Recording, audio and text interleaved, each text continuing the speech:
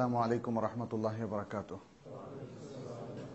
আলহামদুলিল্লাহি রাব্বিল আলামিন ওয়া উসাল্লি ওয়া উসাল্লিমু আলা নাবিয়িনা মুহাম্মাদিন ওয়া আলা আলিহি ওয়া আসহাবিহি আজমাইন। সম্মানিত উপস্থিত সুধী এবং দ্বীনী ভাইরা, আমরা বেদাত চেনার মূলনীতি এ বিষয়ের উপর আলোচনা করছিলাম। প্রথম পর্বের আলোচনায় আমরা বেদাতের সংজ্ঞার মধ্যে লক্ষণীয় বিষয়গুলো প্লাস বেদাতের ব্যাপারে হাদিসে বিশেষ করে যেই সতর্কবাণী উচ্চারিত হয়েছে সেগুলো আমরা আলোচনা করেছি। বেদাতের 4টি বৈশিষ্ট্য এবং বেদাতের 3টে মৌলিক নীতিমালা, বেদাত নির্ধারণে মানুষের মধ্যে যে বিভিন্ন প্রকার ভেদ আছে, নানা মানুষের নানা ধরনের এখানে ভূমিকা, আমরা সেগুলো আলোচনা করেছি। আজকে আমরা মূলত 3টি মৌলিক নীতিমালার ভিত্তিতে রচিত আরও যে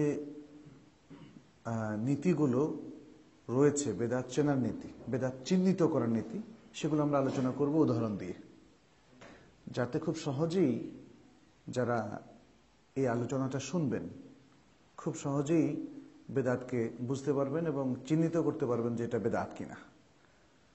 কারণ আমরা জানি যে আমাদের সমাজে বেদাত নিয়ে অনেক গোলমাল। কেউ একই কাজকে বেদাত বলছেন, আরেকজন বেদাত মনে করেন না। এটা আসলে বেদাত মনে করা না করার উপর নির্ভরশীল নয়, এটা দলিলের উপর নির্ভরশীল। আমরা যে মূলনীতিগুলো, ইবাদতের কিছু মূলনীতি আমরা দিয়েছি আর বেদাতের কিছু মূলনীতি আমরা দিচ্ছি আজকে, এগুলো সবই কোরআন এবং হাদিসের আলোকে আর মুসলিম বড় বড় স্কলারদের কথার আলোকে আমরা এভাবে সাজিয়েছি। এই বিষয়গুলো যদি আমাদের ভালো বুঝে আসে তাহলে বেদাত চিহ্নিত করার ক্ষেত্রে আশা করা যায় যে আমরা সঠিক পদ্ধতি নিরূপণ করতে পারবো এবং বেদাত চিহ্নিত করার ক্ষেত্রে আমরা ভুল করব না ইনশাআল্লাহ। সামান্য কিছু রিপিট করব গত আলোচনায় যেটা আমরা বলেছিলাম যে বেদাতের সংজ্ঞাটা কি। বেদাত হচ্ছে মা উহদিসা ফি দীনিল্লাহ, মা উহদিসা ফি দীনিল্লাহ ওয়া লাইসা লাহু আসলুন আম্মুন ওয়ালা খাসসুন ইয়াদুল্লু আলাইহি, যা আল্লাহর দ্বীনের মধ্যে নতুন করে প্রচলন করা হয়েছে, উদ্ভাবন করা হয়েছে, অথচ তার পক্ষে কোনো ব্যাপক অথবা আম দলিল নাই, কিংবা কোনো সুনির্দিষ্ট ও খাস দলিল নেই। অর্থাৎ আমরা তো জানি পুরো দিনটা হচ্ছে দলিল নির্ভর। যে কোনো ইবাদতের পক্ষে দলিল থাকতে হবে, যে কোনো যেটা দ্বীনী বিষয়, দ্বীনী বক্তব্য, দ্বীনী আকীদা, এ কথাটা বললেই তার পক্ষে দলিল থাকতে হবে। আন্দাজে তো কেউ বলে দিলে হবে না যে এটা দ্বীন, এটা ইসলাম। নিজের মনের মতো করে বললে কি হবে? হবে না। তাহলে বেদাত হচ্ছে সেই নতুন নতুন বিষয়গুলো মানুষ দলিলের বাইরে গিয়ে যে কোনো পন্থায় সেটা দ্বীনের মধ্যে সংযোজন করেছে, প্রচলন করেছে, উদ্ভাবন করেছে, চালু করে দিয়েছে, অথচ তার পক্ষে দ্বীনের কোনো দলিল নেই। না সুনির্দিষ্ট কোনো দলিল আছে, না সাধারণ ব্যাপক কমন কোনো দলিল আছে। এটা হচ্ছে বিদআতের সংজ্ঞা। তাহলে এই সংজ্ঞার মধ্যে আমরা 3টা জিনিস পাই। এক, এই কাজটা নতুনভাবে প্রচলিত, নতুন উদ্ভাবিত। ইসলামের ফার্স্ট জেনারেশনগুলো এটা চিনে না, জানে না। তারা কোনোদিন এই বিষয় সম্পর্কে অবহিত ছিলেন না এবং এর উপর কোনো আমল করেননি। তাহলে এটা একদম করুন আল মুফাদ্দালার পরে নতুন আবিষ্কৃত একটা জিনিস, যা দ্বীনের মধ্যে সংযোজন করা হয়েছে। এর কোনো নমুনা পূর্ববর্তীদের মধ্যে, সাহাবাদের মধ্যে, তাবেঈনদের মধ্যে, তাবউ তাবেঈনদের মধ্যে আমরা পাই না। এর কোনো নমুনা নাই। এটা হচ্ছে প্রথম একটা বিষয়। উহদেসা থেকে আমরা বুঝলাম, কিসের থেকে? মা উহদেসা, যেটা নতুন করা হয়েছে। নতুন মানে কি? যেটা আগে ছিল না, সেটাই নতুন। দ্বিতীয় হচ্ছে, দ্বিতীয় অংশ, ফি দীনিল্লাহ, মা উহদেসা ফি দীনিল্লাহ, দ্বীনের মধ্যে নতুন সংযোজন। এটা দ্বীনের মধ্যে নতুন সংযোজন। দ্বীনী কাজ বলে, দ্বীনী আকীদা বলে, দ্বীনী চিন্তা ভাবনা বলে, দ্বীনী আমল বলে মানুষ চালু করে দিয়েছে। তাহলে সংজ্ঞা থেকে দ্বিতীয় বিষয়টা জানলাম। যদি কেউ না বলে যে এটা দ্বীনী বিষয়, তাহলে সেটা বেদাত হবে না। যেমন এই টেবিলটাকে কেউ কি দ্বীনি বিষয় বলে? যদি এটা মসজিদের মধ্যে স্থাপিত, মসজিদের মধ্যে আনা হয়েছে, আর অনেক কিছু, যারা জুতা পরে এসছেন, জুতাটা নতুনভাবে উদ্ভাবিত, কিন্তু এক একজনের জুতা এক এক রকম, কিন্তু কেউ মনে করেন না এটা দ্বীনি কোনো বিষয়, আমার জুতাটা ইসলামী জুতা, এটা কেউ বলেন না। ফলে অনেক কিছু যদি দ্বীনের অংশ হিসাবে সংযোজিত না হয়, তাহলে সেটা বেদাত হবে না। তৃতীয় বিষয়টি হলো, এর কোনো পক্ষে কোনো দলিল নাই। আপনি যে একটা জিনিস চালু করে দিলেন, দাবি করলেন যে এটা দ্বীনের একটা বিষয়, তার পক্ষে কোনো দলিল নাই, কোন রকমের দলিল। দলিল দুই প্রকার, একটা হচ্ছে কমন দলিল, যেমন তোমরা ভালো মানুষ হয়ে যাও, যদি শরিয়ত আমাদেরকে বলে। ভালো মানুষের সংজ্ঞা তো অনেক ব্যাপক, এটা হচ্ছে কমন কথা। তারপরে স্পেসিফিকলি শরিয়া আবার বলেছে তোমরা সালাত পড়ো, জাকাত দাও, হজ ফরজ হলে হজ করো, রমাদানের সিয়াম পালন করো, আল্লাহর জন্য কোরবানি করো, ইত্যাদি আরো অনেকগুলো ডেসক্রিপশন এসেছে না? এগুলো হচ্ছে খাস দলিল। তাহলে দলিল কয় প্রকার? দুই প্রকার। একটা হচ্ছে কমন দলিল, যেটা অনেক বেশি ইনক্লুসিভ, অনেক কিছুকে ইনক্লুড করে, অন্তর্ভুক্ত করে, এটা হচ্ছে কমন দলিল। আরবিতে বলা হয় আদ-দালিলুল আম, আম দলিল, ব্যাপক, সাধারণ, আচ্ছা, যেটা প্রায় সবকিছুকেই অন্তর্ভুক্ত করে। আর আরেকটা হলো খাস দলিল, স্পেসিফিক দলিল, এভিডেন্স, সুনির্দিষ্টভাবে এই বিষয়ই এসেছে। যেমন সালাত, সকল ইবাদত তো আর সালাত না, সুনির্দিষ্ট একটা ইবাদতের নাম হচ্ছে সালাত, ও আকিমুস সালাহ, এটা হচ্ছে সুনির্দিষ্টভাবে সালাতের দলিল। আচ্ছা, কমন দলিল কি? যেমন বেদাতের ব্যাপারে, বেদাত যে নিষিদ্ধ, এই ব্যাপারে শরীয়তের দলিলগুলো সব কমন। বেদাত কি সিদ্ধ নাকি নিষিদ্ধ?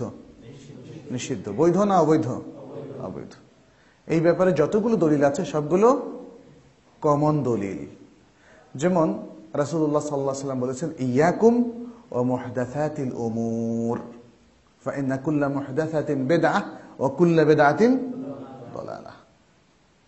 তোমরা দ্বীনের মধ্যে নতুন নতুন উদ্ভাবিত বিষয়গুলো সম্পর্কে সতর্ক থাকো, সেগুলো থেকে বিরত থাকো, কারণ প্রত্যেক নব উদ্ভাবিত বিষয় হচ্ছে বিদআহ, প্রত্যেক বিদআহ হচ্ছে ভ্রষ্টতা।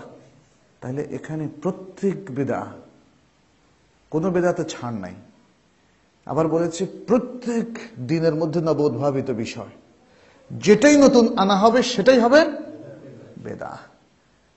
বেদাতপন্থীরা খুব চালাক, তারা বলে যে এটা যে বেদাত, দলিল দেখান।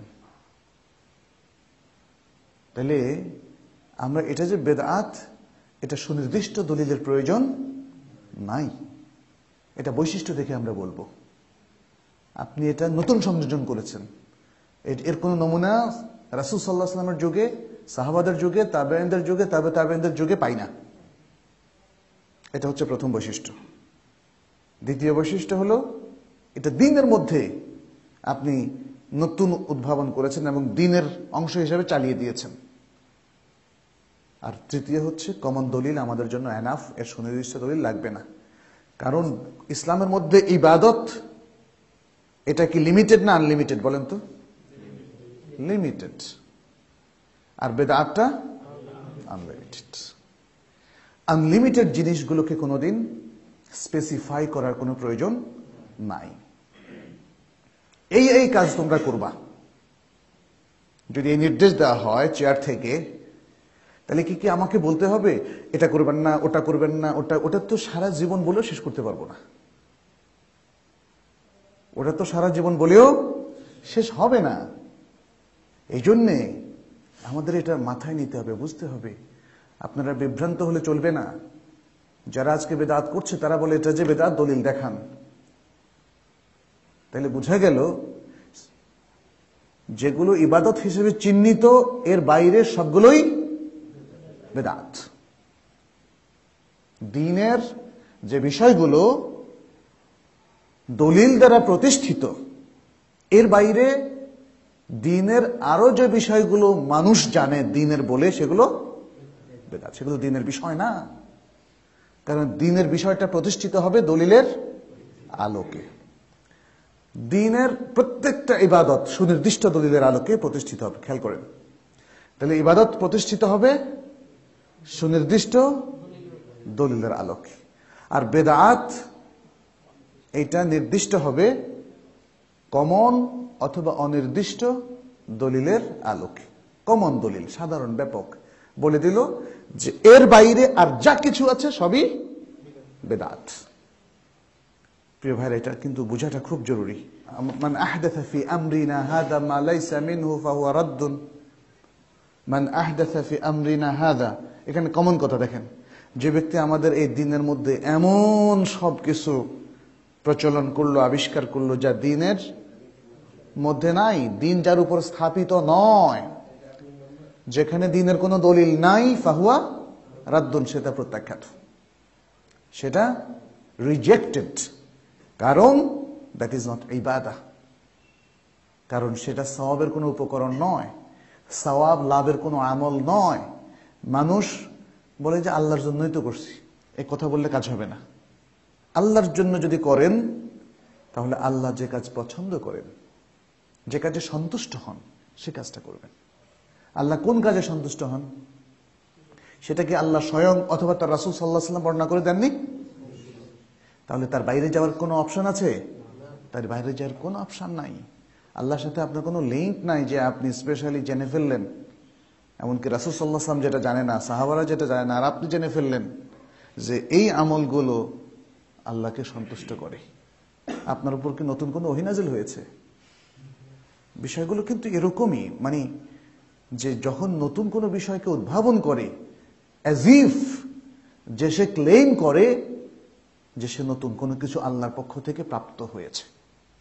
দ্বীনের নতুন কোনো কিছু আল্লাহর পক্ষ থেকে প্রাপ্ত হয়েছে, অথচ সত্য কথা হচ্ছে এটা অসম্ভব একটা ব্যাপার। কারণ নবী মুহাম্মদ সাল্লাল্লাহু আলাইহি ওয়াসাল্লাম হচ্ছে শেষ নবী, তারপর আর কোনো নবী আসেননি এবং আসবেন না। ওহীর দরজা রাসূলুল্লাহ সাল্লাল্লাহু আলাইহি ওয়াসাল্লামের ইন্তেকালের পর কমপ্লিটলি ক্লোজড, বন্ধ, রুদ্ধ। আর কেউ সেটাকে ওপেন করতে পারবে না এবং আল্লাহ ওপেন করবেন না, কারণ তিনি ওহী পাঠান নবীদের কাছে, রাসূলদের কাছে। নবুয়ত এবং রিসালাত শেষ। অতএব নতুন কোন ইবাদতের পন্থা সৃষ্টি করা বা তার ডোর ওপেন করার দরজা আর কখনোই ওপেন হবে না। ওপেন করার সুযোগটা বন্ধ, সীমিত। এই তিনটা বৈশিষ্ট্য কিন্তু আমরা সংজ্ঞার মধ্যেই পেয়ে গেলাম। তাহলে এটা নতুনভাবে উদ্ভাবিত হবে, এটা দ্বীনের মধ্যে নতুন সংযোজন হবে, এবং এর পক্ষে শরীয়তের কোনো দলিল পাওয়া যাবে না। বেদাতের পক্ষে যে না বেদাত নয়, এটা সঠিক আমল, এর পক্ষে বলতে আমরা এটাই বোঝাচ্ছি, এটা বেদাত নয়, এটা সঠিক আমল, এর পক্ষে না কোনো কমন দলিল পাওয়া যাবে, না কোনো খাস দলিল পাওয়া যাবে। খাস দলিল পাওয়ার কোনো সুযোগই নেই। হ্যাঁ, খাস দলিল পেলে তো আর কেউ এটাকে বেদাত বলতো না, তখন এটা ইবাদতই হয়ে যেত। তবে এর পক্ষে বেদাতিরা কমন দলিল খোঁজার চেষ্টা করে, তারা কমন দলিল খোঁজে। মিলাদের পক্ষে দেখবেন কমন দলিল খোঁজে। তারপরে আরো যে সমস্ত বিদাত, মাজার, যারা মাজার বিভিন্ন আমল করে, তাই না, তারা দেখবেন এর পক্ষে অনেক কমন দলিল খোঁজে, কোনো মতে এনে লাগায়। আর মানুষ মনে করে দলিল তো একটা আছেই, মানে আমরা বলে দিতে পারলেই হলো যে আল্লাহ তাআলা এটা বলেছেন। এটা বলার সাথে আর ওই বেদাতের কোনো সম্পর্ক না থাকলেও আমাদের সাধারণ মানুষ ধর্মের ব্যাপারে এতই উদাসীন, এতই সহজ সরল প্রকৃতির যে তারা একটুও তাহকিক করে দেখে না, অ্যানালাইজ করে দেখে না এই যে দলিলটা বলা হলো, এই দলিলটা কি আসলেই ওই বেদাতের দলিল কিনা। এটা তারা তাদের সরলতার কারণে হোক, অথবা দুর্বলতার কারণে হোক, অথবা এটাই তৃতীয় কারণটা আমার মনে হয় বেশি স্ট্রং, এবং এটি বোধহয় তাদের মধ্যে বেশি বিদ্যমান, সেটি হচ্ছে ইসলামের ব্যাপারে উদাসীন হওয়ার কারণে। আমরা সবকিছুর ব্যাপারে সিরিয়াস, বিবাহ, শাদী, সন্তান সন্ততি, আত্মীয় স্বজন, রাজনীতি, তারপরে সমাজের ব্যবসা বাণিজ্য, ধোঁকাবাজি, প্রতারণা, ঠকানো, আত্মসাৎ করা ইত্যাদি সবকিছুতে we are very much serious. But ধর্মের বিষয় আসলে গোজামিল চলে। সবচেয়ে বুদ্ধিমান ব্যক্তিও দেখবেন ধর্মের ব্যাপারে গোজামিলটাকে অ্যাকসেপ্ট করে, অনেক বুদ্ধিমান লোকদেরকে দেখেছি আমরা পীরের দরবারে গিয়ে মুরিদ হতে, নানা ধরনের তরিকা গ্রহণ করতে। অনেক সায়েন্টিস্টরাও, বিশ্ববিখ্যাত ইউনিভার্সিটিগুলোর টিচারদেরকে আমরা দেখেছি মুসলিম, এই কাজটা তারা করেন। তার নিজের গবেষণা তিনি এতটা অ্যাকিউরেটলি করেন, অবাক হতে হয়। অনেক কিছু আবিষ্কার করেন, কিন্তু ধর্মের ব্যাপারে তিনি গোজামিলে বিশ্বাস করেন। এর কারণটা একটাই, মেইন কারণ হচ্ছে he or she is not serious. ধর্মের ব্যাপারে উদাসীনতা। আজকে মুসলিমদের মধ্যেও বেদাতের এত প্রসার, কারণ আমরা ধর্মের ব্যাপারে সতর্ক নই, আমরা ধর্মের ব্যাপারে খুবই উদাসীন। ফলে ভুল আকীদাকে আমরা ইসলামের আকীদা হিসেবে গ্রহণ করছি, ভুল আমলকে আমরা সুন্নাহ হিসেবে গ্রহণ করছি, অথচ সেটা বিদআত। আমরা অনেক শিরকি আমলকে তৌহিদ হিসেবে গ্রহণ করছি, তৌহিদের আকীদা হিসাবে, অথচ সেটা শিরক। আমরা অনেক কুফরি করে যাচ্ছি অবলীলায়, আমাদের অনেকেই, আর বলছে সে নাকি মুসলিম, সে নাকি মুমিন। এগুলো বিপরীত। সুন্নাত এবং বেদাত কোনোদিন মিক্সড হতে পারে না। কুফর এবং ঈমান, কুফর এক প্রান্তে, ঈমান আরেক প্রান্তে, তাওহীদ এক প্রান্তে, শিরক আরেক প্রান্তে। এটা বুঝতে হবে। জাতির লোকরা এই জিনিসগুলো যতই বুঝবে, ততই এগুলোকে সেপারেট করে একটা নিজেদের ঈমানের মধ্যে একটা যে মিক্স করে ফেলেছে, সেটা থেকে তারা পরিত্রাণ পাবে। আমরা দোয়া করি আল্লাহ যেন আমাদেরকে সেটা থেকে পরিত্রাণ দেন। যে বিষয়গুলো আমরা আলোচনা করেছি আমি আর বেশি রিপিট করব না। মৌলিক 3টা নীতির কথা বলেছিলাম, যে 3টা নীতিমালার থেকে আমরা 15টা বেদাতের নীতিমালা আমরা এক্সপান্ড করেছি অথবা ডিরাইভ করেছি, ইস্তেমবাদ করেছি। 3টা নীতিমালার মধ্যে একটা হচ্ছে এমন আমলের মাধ্যমে আল্লাহর নিকট সওয়াবের আশা করা যা শরীয়ত সিদ্ধ নয়। তাহলে বেদাত হচ্ছে এমন আমল যা শরীয়ত সিদ্ধ নয়, এবং সে আমলের মাধ্যমে আল্লাহর সওয়াবের আশা করা। এটাই দিনের অংশ হওয়ার অর্থ। দ্বিতীয় হচ্ছে শরীয়তের বা দ্বীনের অনুমোদিত ব্যবস্থা ও পদ্ধতির বাইরে অন্য ব্যবস্থার অনুসরণ করা। যেহেতু এর পক্ষে দলিল নাই, দলিল থাকলে সেটা শরীয়ত সিদ্ধ হইত এবং শরীয়ত অনুমোদিত হতো, কিন্তু যেহেতু দলিল নাই, অতএব সেটা শরীয়তের বাইরের অংশ, শরীয়তের পদ্ধতির বাইরে অন্য ব্যবস্থার অনুসরণ এবং স্বীকৃতি প্রদান। আর তৃতীয়ত হচ্ছে যে সকল কর্মকাণ্ড, এটা আরেকটা মূলনীতি, সরাসরি বেদাত নয়, কিন্তু বেদাতের ডোর টু দ্য বেদাতের দরজা, বেদাতের দিকে ঠেলে দেয়। ওই কাজে লিপ্ত হলেই আপনি বেদাতে লিপ্ত হবেন, তাহলে সেটাও নিষিদ্ধ, শরীয়তে সেটাও নিষিদ্ধ। যেটা সরাসরি শিরক নয় কিন্তু শিরকের দিকে নিয়ে যায়, এটাকে বলা হয় ওয়াসিলা ইলা শিরক। ওয়াসিলা শিরকের মাধ্যম, সেটাও শিরকের মতোই হারাম হবে। যেটা ওয়াসিলা ইলাল বিদআ, সেটাও বিদআতের মতোই নিষিদ্ধ হবে, মামনু হবে। এই 3টা মূলনীতি মনে রেখে, এটাও আমরা গত আলোচনার শেষ দিকে উল্লেখ করেছিলাম, আমরা 15টা নীতিমালা আপনাদের সামনে পেশ করব। এগুলো একটু ভালো করে বোঝার চেষ্টা করবেন, আর প্রত্যেকটা নীতিমালার সাথে আছে কিছু উদাহরণ, ফলে আমি আশা করি যে বুঝতে অসুবিধা হবে না ইনশাআল্লাহ। প্রথম হচ্ছে, এটাকে একটা ম্যাক্সিম, লিগ্যাল ম্যাক্সিম আছে না, যে আইনি মূল নীতি বা বিধিবদ্ধ ধারা, আইনের ধারার মতো মনে রাখবেন, বিধিবদ্ধ আইনি ধারার মতো মনে রাখবেন, তাহলে কিন্তু আর দেখবেন যে আপনাকে কেউ চিট করতে পারবে না, বেদাতকে ইবাদত বলে চালিয়ে দিতে পারবে না, অন্তত আপনার কাছে পারবে না। 1 নম্বর হচ্ছে অত্যাধিক দুর্বল, মিথ্যা ও জাল বক্তব্যের ভিত্তিতে, আমরা জাল হাদিস বলি, এটা তো হাদিস না, আসলে জাল বক্তব্য, জাল হাদিসের ভিত্তিতে যে সকল ইবাদত করা হয় তা শরীয়তে বেদাত হিসাবে চিহ্নিত হবে। অত্যধিক দুর্বল বলতে সেই দুর্বল হাদিস যার দুর্বলতা কাটেনি, উলামায়ে কেরামের তাহকিক অনুযায়ী এটা দুর্বলই থেকে গেছে। আরেকটা হলো জাল হাদিস। জাল হাদিসের ব্যাপারে আমরা সবাই কম বেশি জানি, বানোয়াট, fabricated, not real and authentic হাদিস, এটা অথেন্টিক নয়, তাহলে এটা জাল হাদিস। জাল হাদিস কারণ এটা বানোয়াট কথা, এটা রাসূল সাল্লাল্লাহু আলাইহি সাল্লাম থেকে যে সাব্যস্ত হয়নি 100%, এই ব্যাপারে আমরা নিশ্চিত। তাহলে জাল হাদিসের ভিত্তিতে যে আকীদা দ্বীনের যে আকীদা, দ্বীনের যে আমল, এটা ফ্যাব্রিকেটেড এবং এটাও নিউলি ইনভেন্টেড, অর্থাৎ নতুন আবিষ্কৃত, নতুন প্রচলিত। ফলে জাল হাদিসের ভিত্তিতে যত আকীদা এবং আমল, এটা যে বেদাত তাতে কোনো সন্দেহ নাই। যেমন একটা জাল হাদিস আছে, আউয়ালু মা খালাকাল্লাহু নূরি, আল্লাহ আমার নূর সর্বপ্রথম সৃষ্টি করেছেন, এটা জাল হাদিস। এই আকীদাটা কি হবে? বেদাতি আকীদা। বেদাতি আকীদা যেহেতু এটা দ্বীনের গুরুত্বপূর্ণ আকীদা হিসেবে তারা চিহ্নিত করেছে এবং তারা বলছে যে এই আকীদা বিশ্বাস করবে না সে অমুসলিম, তাই না? এই ধরনের ফতোয়া অনেকে দিচ্ছে, বিশেষ করে এই ভুল আকীদা যারা বিশ্বাস করে। রজব মাসের প্রথম শুক্রবারে অথবা 27শে রজবের রাত্রিতে, যেটা 26শে রজব দিবাগত রাত্রিতে, যেটা 27শে রজব শুরু হয়, তখন তারা একটা স্পেশাল নামাজ পড়ে। এই সালাতের নাম দিয়েছে সালাতুল মেরাজ, মেরাজের নামাজ। কারণ এই 27শে রজবই তারা লাইলাতুল মেরাজ পালন করে।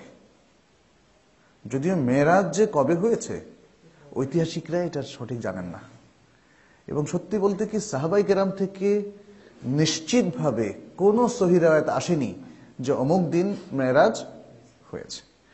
বরং ব্যাপকভাবে সাহাবাই কেরামের মধ্যে কোন বছর মেরাজ হয়েছে, সেটা কি দশম নাকি একাদশ নাকি ত্রয়োদশ, এগুলো নিয়ে ইখতিলাফ আছে। তাহলে মাস নিয়েও ইখতিলাফ আছে, তারিখ নিয়ে ইখতিলাফ আরো বেশি।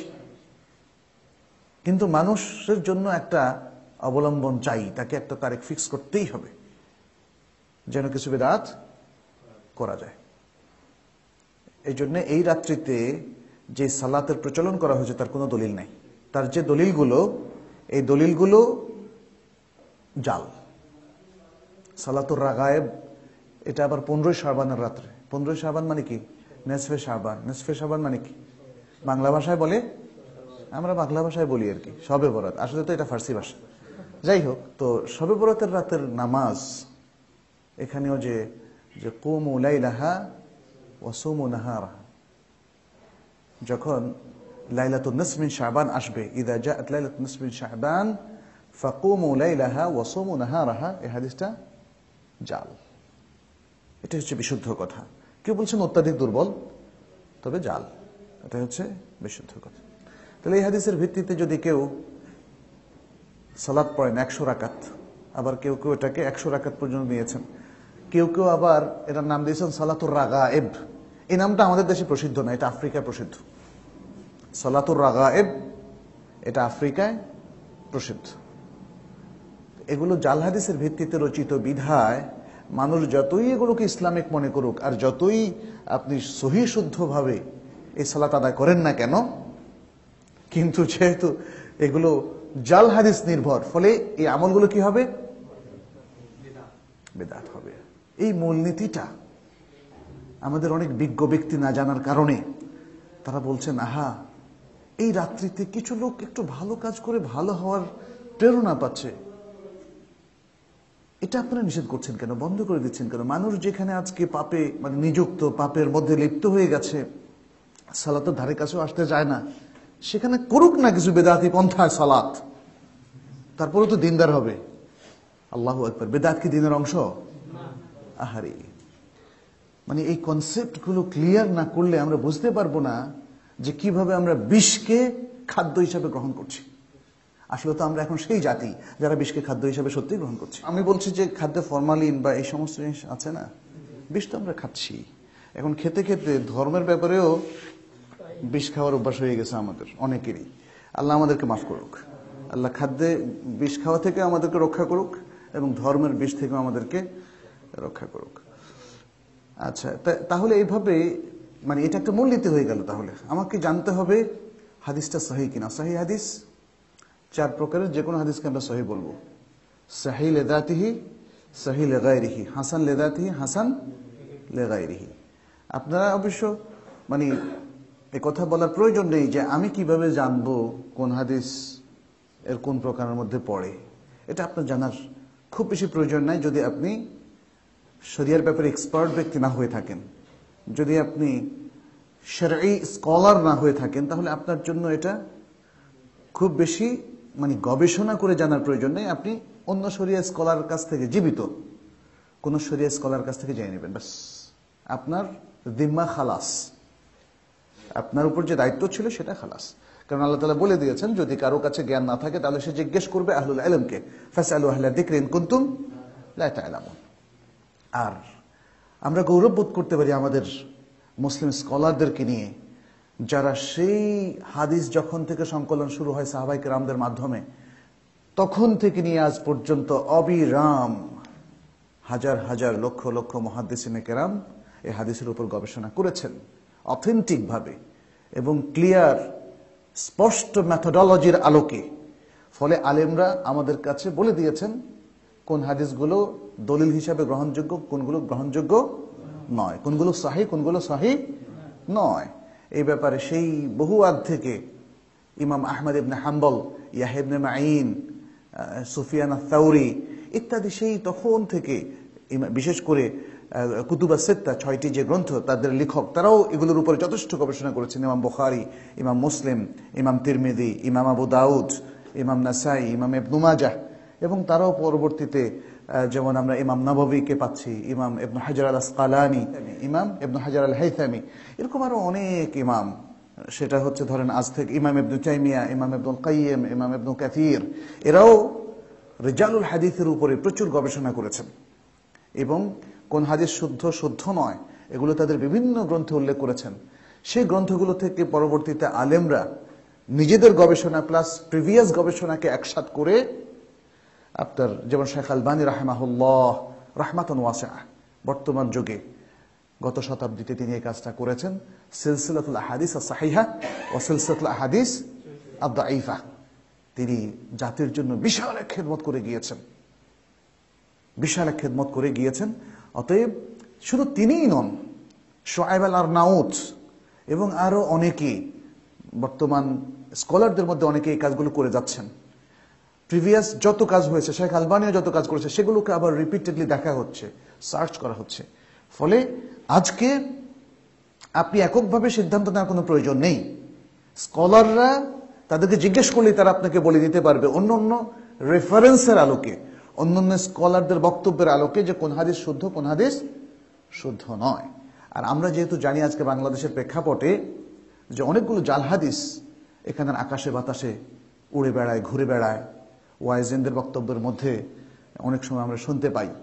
ফলে আমাদেরকে সতর্ক হওয়ার সময় যথেষ্ট কারণ আছে।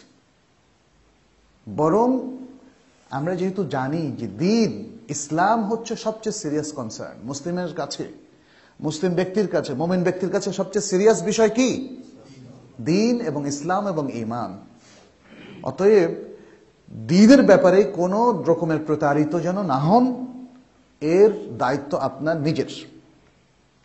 আপনি প্রতারিত হবেন, এর দায়িত্ব আমার নয়, আপনার নিজের, যাতে আপনি প্রতারিত না হন। কারণ দ্বীনের নামে অনেক কিছু প্রচলিত হয়ে গেছে বিশ্বের বিভিন্ন দেশে, যেটা আসলে দ্বীনের অংশ নয়, সুন্নাহ হিসাবে প্রচারিত হয়ে গেছে, যেটা আসলে বিদআহ। অতএব এক্ষেত্রে হাদিসের বিষয়টা খুব গুরুত্বপূর্ণ, যাতে করে আমরা অত্যন্ত দুর্বল এবং জাল হাদিসের ভিত্তিতে কোনো আমল না করে বসি।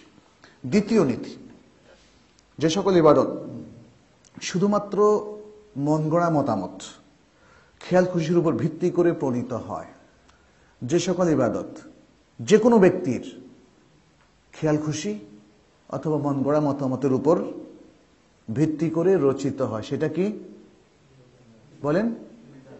বেদা। ইবাদত কি মন গড়া মতামতের উপরে হতে পারে? যে আপনি বললেন যে জোহর আর আসর মাঝখানে আরেকটা নামাজ চালু করে দিই, হ্যাঁ, সুযোগ আছে? সুযোগ নাই। মন গড়া মতামতের উপরে ইবাদত চালু হতে পারে না, দ্বীনের কোনো কিছু চালু হতে পারে না। ইসলামের রকম ধরেন আমরা জানি যে কয়টা? 5টা। এখন যদি বলি আরেকটা রকম অ্যাড করলে তো আরেকটু বেশি সওয়াব, সুযোগ আছে? এখানে মন গড়া, মন গড়া কি? আমার মন বলতেছে যে আরেকটা রকম যদি অ্যাড করা যায় তাহলে আরেকটু সওয়াব হবে, এই জন্য মন গড়া। কিন্তু ইসলামের রকম মন গড়া মতের উপর ভিত্তি করে সংযোজন করা যাবে না, নতুন উদ্ভাবন করা যাবে না। ইসলামের যে কোনো বিষয় আপনি হাত দেন, দলিল লাগবে। অতএব মন গড়া কোনো মতের উপর ভিত্তি করে, অথবা কারো খেয়াল খুশির উপরে, কারো ডিজায়ারের উপরে, কারো স্বপ্নের উপরে, কারো অলিক কল্পনার উপরে ভিত্তি করে শরিয়া রচিত হতে পারে না। স্বপ্নে দেখেছে একজন লোক যে তুমি এই দুরূদটা পড়ো, বিশাল সব, যারাই এই দুরূদ পড়বে তারাই জান্নাতে আমার সাথে দেখা করবে। আল্লাহ রাসূল সাল্লাল্লাহু আলাইহি ওয়াসাল্লাম বলতেছেন, কে স্বপ্ন দেখলো? তাহলে এটা কি হবে বলেন তো? বেদাত হবে। কিন্তু আজকে যদি এই কথা কেউ দাবি করে আর পেপারে অ্যাডভার্টাইজ দেয়, দেখবেন যে এক কিলোমিটার লম্বা লাইন হয়ে যাবে, যে এত বড় একটা স্বপ্ন দেখলো, কি ভাগ্যবান ব্যক্তি। কিন্তু বুঝতে পারলো না যে উনি একজন প্রতারক, একজন মিথ্যাবাদী। শরীয়তের কানা করি কোনো মূল্য নেই, বরং তিনি ফিতনাবাজ হিসাবে শরীয়তের শাস্তির উপযোগী হবেন। তিনি এমন কিছুকে দ্বীনের মধ্যে সংযোজন করার চিন্তা করেছেন যা দ্বীনের মধ্যে নাই, এর কোনো সুযোগ নাই। দ্বীনের প্রকৃত নীতি হলো কোরআন এবং সুন্নাহর মাধ্যমেই আল্লাহর পক্ষ থেকে মানুষের কাছে জ্ঞান আসে। ওহির জ্ঞান ছাড়া দ্বীনের ব্যাপারে আর কোন সোর্স থেকে জ্ঞান গ্রহণযোগ্য হবে না। আচ্ছা, সুতরাং আমরা উদাহরণ বলবো, যেমন কেউ যদি বলে আমার কাশফ হয়েছে, কাশফের মাধ্যমে আমি একদম সব দেখতেও পারি, আবার অনেক জ্ঞানও অর্জন করতে পারি। ইসলামে এটা বড় ধরনের মিথ্যাচার। এর প্রতি বিশ্বাস স্থাপন করাটাও মিথ্যাকে হেল্প করার নামান্তর। যত সহজ সরল ব্যক্তি এই মিথ্যাকে গ্রহণ করেন, তাকে তার পরিণাম ভোগ করতেই হবে। মাছওয়ালা যদি আপনারে একটা পচা মাছ গছায়া দেয়, মাছটা বাসায় নেওয়া যাওয়ার পর কি তাজা হয়ে যাবে? আপনার সরলতা যাই থাকুক না কেন, আপনি তো বলবেন, হ্যাঁ আমি তো সরল ছিলাম, আল্লাহ মাছটাকে তো তাজা করিয়ে দিতে পারত। আল্লাহ যেহেতু মাছকে তাজা করে দিবেন না, অতএব আপনি যদি ধর্মের ব্যাপারে এরকম বিভ্রান্ত হন, সেই বিভ্রান্তিকে ধর্ম হিসেবে গ্রহণ করেন, তাহলে শাস্তি পাওয়ার জন্য প্রস্তুত থাকেন। আল্লাহর নিয়ম কখনো পাল্টায় না, আল্লাহর নিয়ম কখনো পাল্টায় না। পচা জিনিসকে যদি আল্লাহ ভালো হতে পরিণত না করেন, চিটেড হওয়ার পরেও, তাহলে যেটা অধর্ম সেটাকে আল্লাহ কখনো ধর্ম করবেন না। এখানে চূড়ান্ত সতর্কতা আমাদের প্রয়োজন ছিল। আমরা উদাসীন, আমি আগেই বলেছি, এগুলো আমাদের মধ্যে ঢুকে উদাসীনতার কারণে। অতএব আল্লাহ আপনাকে ক্ষমা করবেন কেন? আপনি তো উদাসীন। আপনার সবচেয়ে সিরিয়াস বিষয় ছিল এটা, কিন্তু আপনি তো উদাসীনতার কারণে কাশফকে, স্বপ্নকে দলিল হিসাবে গ্রহণ করে নিয়েছেন। তাহলে কাশফ, অন্তর্দৃষ্টি, মুরাকাবা, মুশাহাদা, স্বপ্ন, কারামত, এগুলোর ভিত্তি করে শরীয়তের একটা যাররা পরিমাণ অংশ রচনা করা যাবে না, এবং শরীয়তের অংশ হিসেবে চালিয়ে দেওয়া যাবে না। এটা একটা বিষয়। একটা উদাহরণগুলোর সাথে আপনারা একটু চেক করে দেখবেন, তাই না? ক্লিয়ার না বিষয়টা? কারণ কাশফ, স্বপ্ন, এগুলো আসলে মানুষ দাবি করছে। আর তাছাড়া শরীয়তের কোথাও বলে নাই যে একজন লোকের মধ্যে যদি কাশফ হয় সেটা তোমাদের জন্য দলিল হবে, আছে নাকি? একজন ব্যক্তি যদি, খুব ভালো ব্যক্তি যদি স্বপ্ন দেখে এসে তোমাদের কিছু বলে, তোমরা বিশ্বাস করবা? একটা হাদিস আছে, রুইয়া সালেহা জুজু মিন 46 মিনান নবুওয়াহ। রুইয়া সালেহা অর্থাৎ সত্য স্বপ্ন, এটা নবুয়তের 46 ভাগের 1 ভাগ। সেটা কিন্তু শরীয়তের দলিল হিসাবে বলা হয়নি। তার মানে হচ্ছে আপনি ইমপ্রেশন নিতে পারেন, ভালো স্বপ্নকে ভালোভাবে যাতে তাবির করা হয়, ভালো একটা ইমপ্রেশন নেওয়ার জন্য, ভালো একটা ধারণা পাওয়ার জন্য। বাট এই হাদিস দিয়ে কখনোই এটা বলা যাবে না যে রুইয়া সালেহা শরীয়তের দলিল। কত ভালো ভালো স্বপ্ন কতজনে দেখে, সব যদি শরীয়তের দলিল বানিয়ে ফেলা হয়, তাহলে তো ইসলাম অন্যরকম হয়ে যাবে। যাই হোক, যেহেতু এটার কোনো দলিল নাই, এই জন্য আমরা এটা বললাম। 2 নম্বর হচ্ছে, কেউ যদি আল্লাহ শব্দ উচ্চারণ করে, আল্লাহ আল্লাহ আল্লাহ আল্লাহ আল্লাহ আল্লাহ জিকির করে, তাহলে এটা শরীয়তে গ্রহণযোগ্য হবে না। যদিও কোরআনে বলছে, ওয়াযাকারাল্লাহ যিকরান কাসীরা ফাযকুরুল্লাহ কিয়ামা ওয়া কুউদান, আল্লাহকে স্মরণ করো। আল্লাহকে স্মরণ করতে কোরআনে বহুবার নির্দেশ দেওয়া হয়েছে, কিন্তু আল্লাহকে স্মরণ করার পদ্ধতিটা কার কাছ থেকে শিখবেন? রাসূলুল্লাহ সাল্লাল্লাহু আলাইহি ওয়াসাল্লাম। এই নির্দেশগুলোর মধ্যে কি রাসূল সাল্লাল্লাহু আলাইহি ওয়াসাল্লাম অন্তর্ভুক্ত ছিলেন না? ছিলেন। আর তিনি হচ্ছেন স্পোকসম্যান অফ ইসলাম, ইসলামের মুখপাত্র। ইসলামের প্রত্যেকটা আয়াত, প্রত্যেকটা আহকাম, নিদর্শন, বিধান কিভাবে পরিপালন করতে হবে এটা কে দেখিয়ে দিয়েছেন? রাসূলুল্লাহ সাল্লাল্লাহু আলাইহি ওয়াসাল্লাম। অতএব আল্লাহর জিকির কিভাবে হতে পারে সেটাও রাসূলুল্লাহ সাল্লাল্লাহু আলাইহি ওয়াসাল্লাম দেখিয়ে দিয়েছেন। আপনি পুরো সুন্নাহ চষে ফেললে দেখবেন আল্লাহ শব্দের, আল্লাহর জিকিরটা যেটা লিসান দিয়ে করার ব্যাপারে রেকমেন্ডেশন দেওয়া হয়েছে, সেখানে হয় আল্লাহ শব্দের আগে কিছু থাকবে, যেমন সুবহানাল্লাহ, আলহামদুলিল্লাহ, অথবা আল্লাহ শব্দের পরে কিছু থাকবে, যেমন আল্লাহু আকবার, অথবা সামনে পিছনে আরো বেশি কিছু থাকবে, যেমন লা ইলাহা ইল্লাল্লাহ ওয়াহদাহু লা শারীকা লাহ লাহুল মুলকু ওয়া লাহুল হামদ ইউহয়ি ওয়া ইউমীত ওয়া হুয়া আলা কুল্লি শাইইন কাদির। এই লাস্ট যিকিরটা, এটা আফদালুল যিকির। এমনকি সকল নবী যারা আরাফাতে এসেছিলেন তারা এই যিকিরটাই বেশি করেছিলেন। আল্লাহ আল্লাহ যিকির কোন নবীও করেছিলেন এটাও কিন্তু সহিহ কোনো প্রমাণ নাই। আপনি আল্লাহর জন্য কিছু সাব্যস্ত করতে হবে। আল্লাহ কি? আপনি আল্লাহ আল্লাহ করলে ফায়দা কি? আপনাকে আল্লাহর ওয়াহদানিয়াতে সাক্ষ্য দিতে হবে, লা ইলাহা ইল্লাল্লাহ, আল্লাহ ছাড়া সত্যিকার কোনো ইলাহ নেই। এখন অর্থবহ হলো আল্লাহু আকবার, আল্লাহ মহান, অর্থবহ হলো সুবহানাল্লাহ, পবিত্র মহান আল্লাহ, অর্থবহ হলো আলহামদুলিল্লাহ, সকল প্রশংসা আল্লাহর জন্য, অর্থবহ হলো। আপনাকে আল্লাহর জন্য কিছু সাব্যস্ত করতে বলা হয়েছে। সাব্যস্ত করবেন সেগুলো যেগুলো আল্লাহ এবং তার রাসূল সাল্লাল্লাহু আলাইহি ওয়াসাল্লাম রেকমেন্ড করেছেন। তাহলে সেটাই হবে আল্লাহকে যিকির করার শরঈ পন্থা। তাছাড়া যিকিরের মধ্যে রয়েছে সালাত। সালাত মিন আফদালিল যিকির, তিলাওয়াতুল কোরআন মিন আফদালিল যিকির। দ্বীনের এই যে জলসা আমরা আজকে বসছি, এটাও যিকির, এটাও যিকির। কিন্তু আহলুত তুরুক, তরিকাওয়ালারা যিকির বলতে আল্লাহ আল্লাহ যিকির এবং একসাথে সবাই মিলে হু হু যিকির অথবা ইল্লাল্লাহ যিকির, এগুলো তারা বানিয়েছে।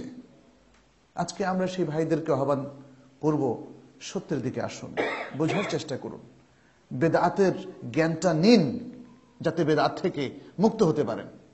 এখানে শত্রুতার কোনো বিষয় নয়, এখানে দলাদলির কোনো বিষয় নয়, এখানে রিয়েল অথেন্টিক ইসলামকে বোঝার বিষয়।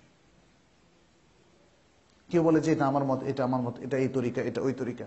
ইসলাম তো একটাই তরিকা, তরিকাতু মুহাম্মাদিন সাল্লাল্লাহু আলাইহি ওয়াসাল্লাম। প্রিয় ভাইরা, এটা আমাদেরকে একটু বুঝতে হবে ভালো করে। আমি আশা করব যে যারাই সিরিয়াসলি ইসলামকে নিয়েছেন তারা সিরিয়াসলি ইসলাম, অথেন্টিক ইসলামকে বোঝার চেষ্টা করবেন এবং নিজের জীবনে যত ভুল বিভ্রান্তি আছে তা থেকে নিজেদেরকে মুক্ত করবেন। আচ্ছা, এছাড়া আরেকটা উদাহরণ, সেটা হচ্ছে মৃত বা অনুপস্থিত ব্যক্তিকে আহ্বান করা।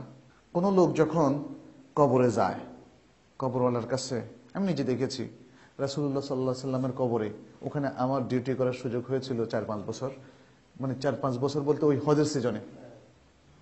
তখন দেখলাম যে কেউ রাসূল সাল্লাল্লাহু আলাইহি ওয়াসাল্লামের কাছে চিঠি লেখে, ইয়া রাসূলুল্লাহ, মানে কেউ উর্দুতে লেখে, পাকিস্তানিরা এটা বেশি করে, আবার মিশরীরাও করে দেখছি। কেউ আরবিতে লেখে, আমার এই প্রবলেম আছে, এই প্রবলেম, এখানে ব্যথা যাচ্ছে না, ডাক্তাররা কিছু করতে পারতেছে না, আপনি যদি কিছু করতে পারেন। কেউ আবার দেখলাম যে পয়সা দেয়। বললাম কেন দেখেন, রাসূল সাল্লাল্লাহু আলাইহি ওয়াসাল্লাম যদি খুশি হন তাহলে তো আমার সবকিছু, খরচপাতি তো ওনারও লাগে।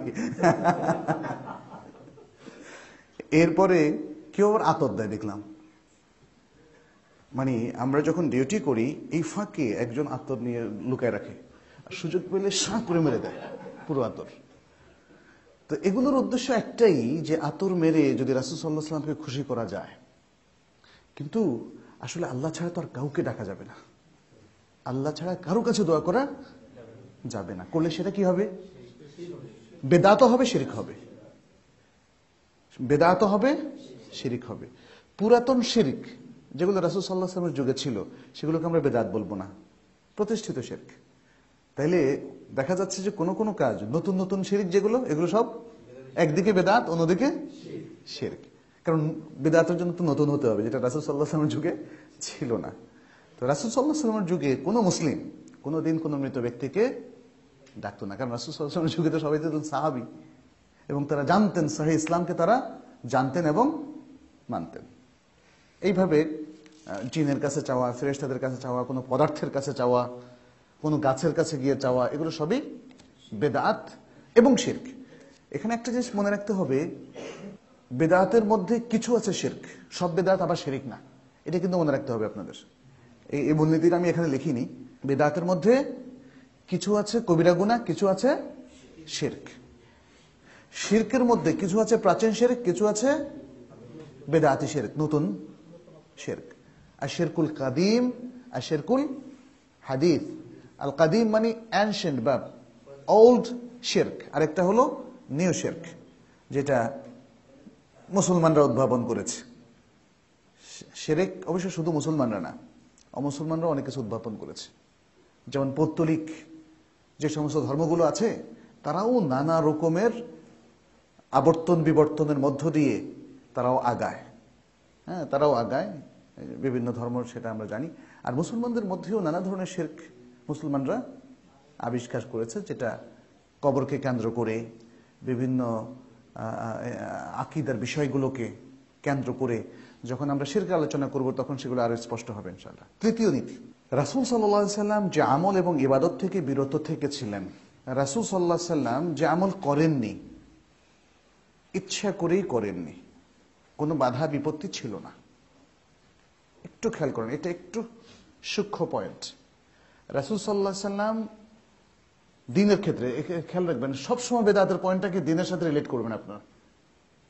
কারণ আমাদের কাউন্টার দেওয়ার জন্য এক ভাইরা বলে যা, এই যে গাড়িটা ছিল না, এয়ারপোর্ট ছিল না, প্লেন ছিল না, এগুলো আমাদের আউট অফ আওয়ার ডিসকাশন, এগুলো আমাদের ডিসকাশনের মধ্যে আসবে না, কারণ এগুলো দ্বীনের অংশ কেউ মনে করে না।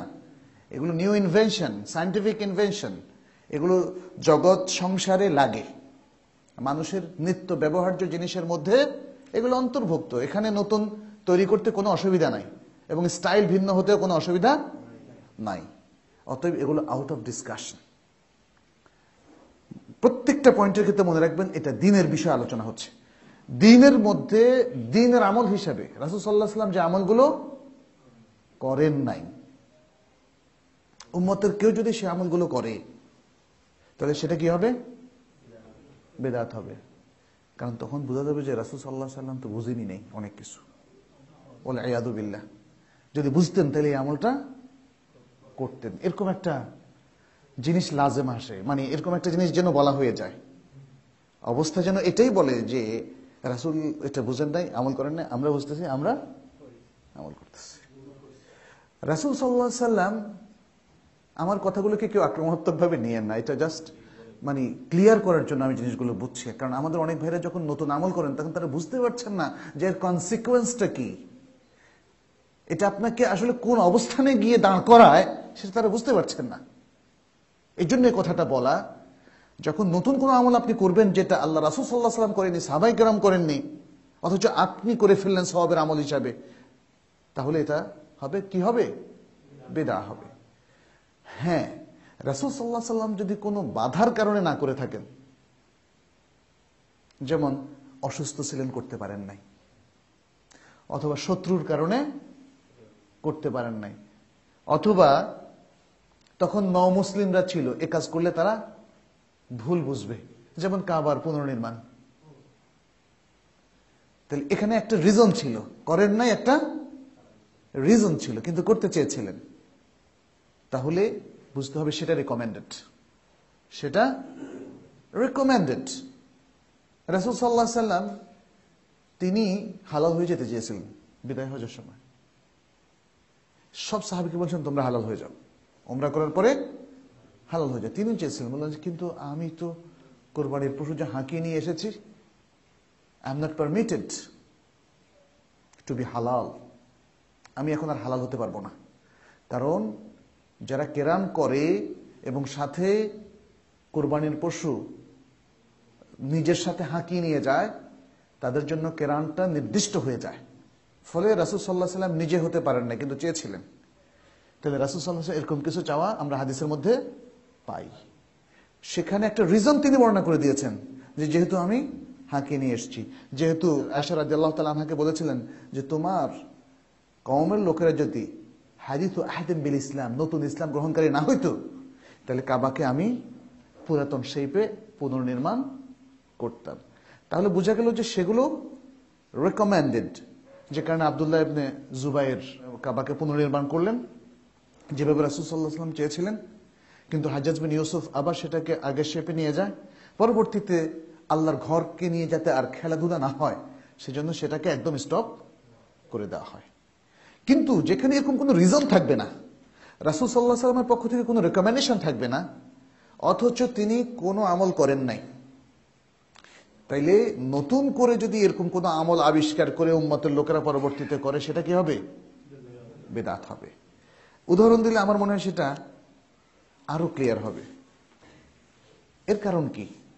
কারণ শরীয়তের আমল হিসাবে এটা যদি গণ্য হতো, তাহলে রাসূল সাল্লাল্লাহু আলাইহি ওয়াসাল্লামের হয় কাউলের মাধ্যমে, নয় ফেলের মাধ্যমে, নয় তাকরীর বা অনুমোদনের মাধ্যমে তিনি কোনো না কোনো উপায়ে জাতিকে বুঝাতেন যে এই আমলটা শরীয়ত সম্মত। কারণ তিনি তো অনেক আমল দিয়েছেন না? সুবহানাল্লাহ, এই আমল তো আপনারা কইরাও পারেন না, তাই নাকি? তাই না? 5 ওয়াক্ত ফরজ নামাজই তো পড়ে না মানুষ, আমল তো অনেক, সুন্নত মুস্তাহাব নফল মিলায় অনেক আমল। তাহলে এরও অতিরিক্ত আরো আমল যদি আপনি চান, তাহলে আমাকে দেখতে হবে রাসূল সাল্লাল্লাহু আলাইহি ওয়াসাল্লাম তার সুন্নাহর যে কোনো একটা প্রকারের মাধ্যমে, আকারে ইঙ্গিতে হোক বা যেভাবে হোক, এটা রেকমেন্ড করেছেন কিনা।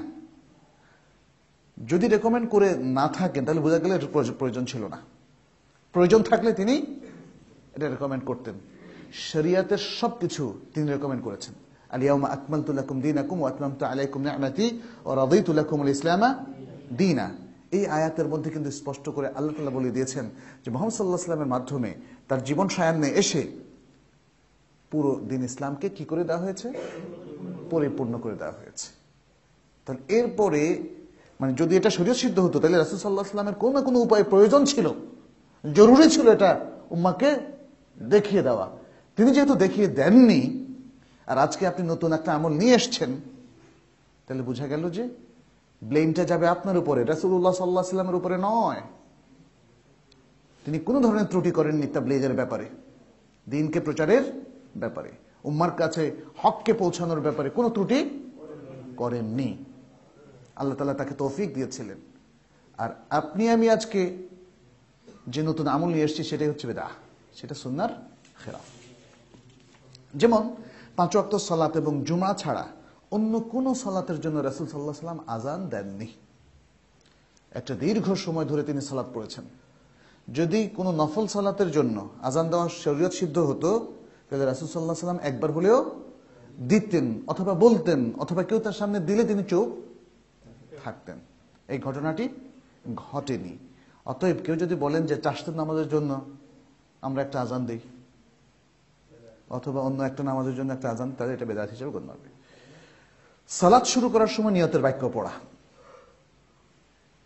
সালাত শুরু করার সময় নিয়তের বাক্য পাঠ করা মুখে মুখে। রাসূল সাল্লাল্লাহু আলাইহি ওয়াসাল্লাম সালাতের নিয়ত করেছিলেন, কারণ সালাতের নিয়ত করতেই হবে। ইবাদত, কোন ইবাদত আল্লাহর কাছে গ্রহণযোগ্য হবে না নিয়ত ছাড়া, এটা শরীয়তের বিধান। কারণ আল্লাহ তাআলা কোরআনের বহু জায়গায় বলছেন এই কথা।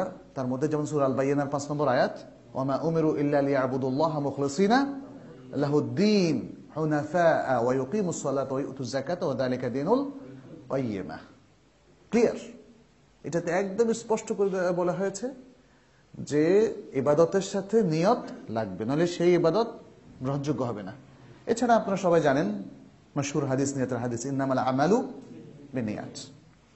তাহলে সালাত শুরু করার সময় আমরা দেখেছি রাসূল সাল্লাল্লাহু আলাইহি ওয়াসাল্লাম কোনদিন মুখে কিছু উচ্চারণ করেননি। নাওয়াইতু আন উসাল্লিয়া লিল্লাহি তাআলা 4 রাকাতুল ইশা, এভাবে বলেননি। মুতাওয়াজ্জিহান ইলাল কাবাতিল মুশাররাফাতি আল্লাহু আকবার, হ্যাঁ, এগুলো তিনি বলেননি। এবং তারপরে সাহাবাগণ এটা বলেননি, ইমাম আবু হানিফা রাহিমাহুল্লাহ বলেননি, ইমাম বুখারী বলেননি, কারণ তারা বলেছেন বলে কোনো রিওয়ায়াত নাই। এগুলো পরবর্তীতে উলামারা যারা সুন্নত বিদআত সম্পর্কে একটু উদাসীন ছিলেন, বুঝতে পারেননি, একটা ভালো নিয়তে মানুষকে ভেবেছেন একটু শিখাই দেয় না, সাধারণ মানুষ বুঝে না কেমনে নিয়ত করতে হবে, আর মানুষ মনে করছে এটা মুখে উচ্চারণ করতে হবে, ফলে তারা অন্তরের জিনিসকে মুখে নিয়ে আসছে। আর এখন মানুষ মনে করে ভাই আপনি যে আল্লাহু আকবার বলে ফেললেন আইসা দাঁড়ায়া, নিয়ত তো হইল না, নিয়তি তো করলেন না, কত বড় ব্লেম। আরে আমি যদি নিয়তি না করি তাহলে আর আল্লাহ মানে এখানেই বা আসলাম কেন, আর আল্লাহ আকবার বললাম কেন? মানুষ এর দৃষ্টিটা কমপ্লিটলি আসল জায়গা থেকে নকল জায়গার দিকে ফিরে গিয়েছে। এটা প্রমাণ করে যে নিয়ত মুখে উচ্চারণ করাটা বেদাহ। অতএব এটা ত্যাগ করতে হবে। এই ব্যাপারটা প্রথম যারা শুনেন তাদের কাছে অনেক কষ্ট লাগবে, কারণ তারা ভাববেন যে আহারে আমরা যাই করি তাকে আপনারা বেদাত বলছেন। আসলে ব্যাপারটা প্রিয় ভাইরা সেটা নয়। আপনারা বা অন্যরা যাই করে সেটাকে আমরা বেদাত বলছি না। এটা মূলনীতির আলোকে আপনি খেয়াল করেন। রাসূল সাল্লাল্লাহু আলাইহি সাল্লাম অন্তর দিয়ে নিয়ত করতেন না? মুখে কোনদিন উচ্চারণ করেছেন? কোন দলিল কারো কাছে আছে বলেন? সাহাবায়ে কেরাম, তাবেঈন নাই। এমনকি 4 ইমামের কোন ইমামও না। তারা কোনদিন তাদের কাছে কোন রিওয়ায়াত পাওয়া যাবে না যে তারা নাওয়াইতু নুসাল্লিয়া লিল্লাহ এভাবে বলেছেন। আচ্ছা, আসলে নিয়তের মানে জায়গাটাই হলো অন্তর। নিয়ত মানে হচ্ছে মনে সংকল্প করা, মুখে উচ্চারণ করা না, মনে সংকল্প করা। মুখে উচ্চারণটাকে নিয়তের জায়গা এখন নিয়ত বানিয়ে দেওয়া হয়েছে। এই ভুলটা থেকে আমাদের উত্তর দরকার। আচ্ছা, ঝড় তুফান বা বিপদ আপদ আসলে অনেকে আজান দেয়, এটা একটা শরীরের আমল। কিন্তু অনেকে বলেন আরে বাবা একটু আজান দিছি তাতে তুমি অখুশি। আমাদের খুশি অখুশির কোনো ব্যাপার না, আজান দেওয়াটা শুদ্ধ কিনা। আজান একটা শরীরের আমল, এই আমলটা দিতে হবে। আজানের জন্য একটা উদ্দেশ্য আছে না? আজানের উদ্দেশ্যে আজানের জায়গায় আপনি আজান দিবেন, এক জায়গার কাজ আরেক জায়গায় করবেন না। আপনি জোহর নামাজকে আসর সময় পড়েন, অথবা এশার সময়, এশার নামাজকে জোহর সময় পড়েন, তো এক জায়গার কাজ তো আরেক জায়গায় করা যায় না। এটা বুঝতে হবে আপনাকে। আপনি কি হজ বাংলাদেশে করেন, এখানে একটা নকল কাবা বানায় কি হজ করতে পারবেন? এই জিনিসগুলো তো খুব সহজে বুঝে আসে। আপনি বিপদ আপদের সময় রাসূলুল্লাহ সাল্লাল্লাহু আলাইহি ওয়াসাল্লাম আমাদেরকে কি দোয়া শিখিয়ে দিয়েছেন আপনি সেটা করবেন। মুসিবতের সময় কি করতে হয় আপনি সেটা করবেন। না জানলে শিখে নেবেন, কিন্তু আপনার ইচ্ছা মতো দিনকে আপনি যথেচ্ছ ব্যবহার করতে পারেন না। তারপরে রাসূল সাল্লাল্লাহু আলাইহি সাল্লামের জন্মোৎসব পালন এবং আল্লাহর কাছে সওয়াব বরকত লাভের প্রত্যাশায় অথবা যে কোনো ভালো উদ্দেশ্য সিদ্ধির উদ্দেশ্যে মিলাদ পড়া, এটা কি রাসূল সাল্লাল্লাহু আলাইহি সাল্লাম করেছেন? নিজের মিলাদ নিজে পড়েছেন? আমাদের শুধু নিজের জন্মোৎসব নিজে করে, কিন্তু একদম সাহিত্যিক সেই গুণীজন থেকে আরম্ভ করে প্রচুর লোকজন আমরা দেখেছি আমাদের সমাজে নিজের জন্মোৎসব নিজে করে। তো রাসূল সাল্লাল্লাহু আলাইহি সাল্লামকে বাধা দিয়েছিল কি?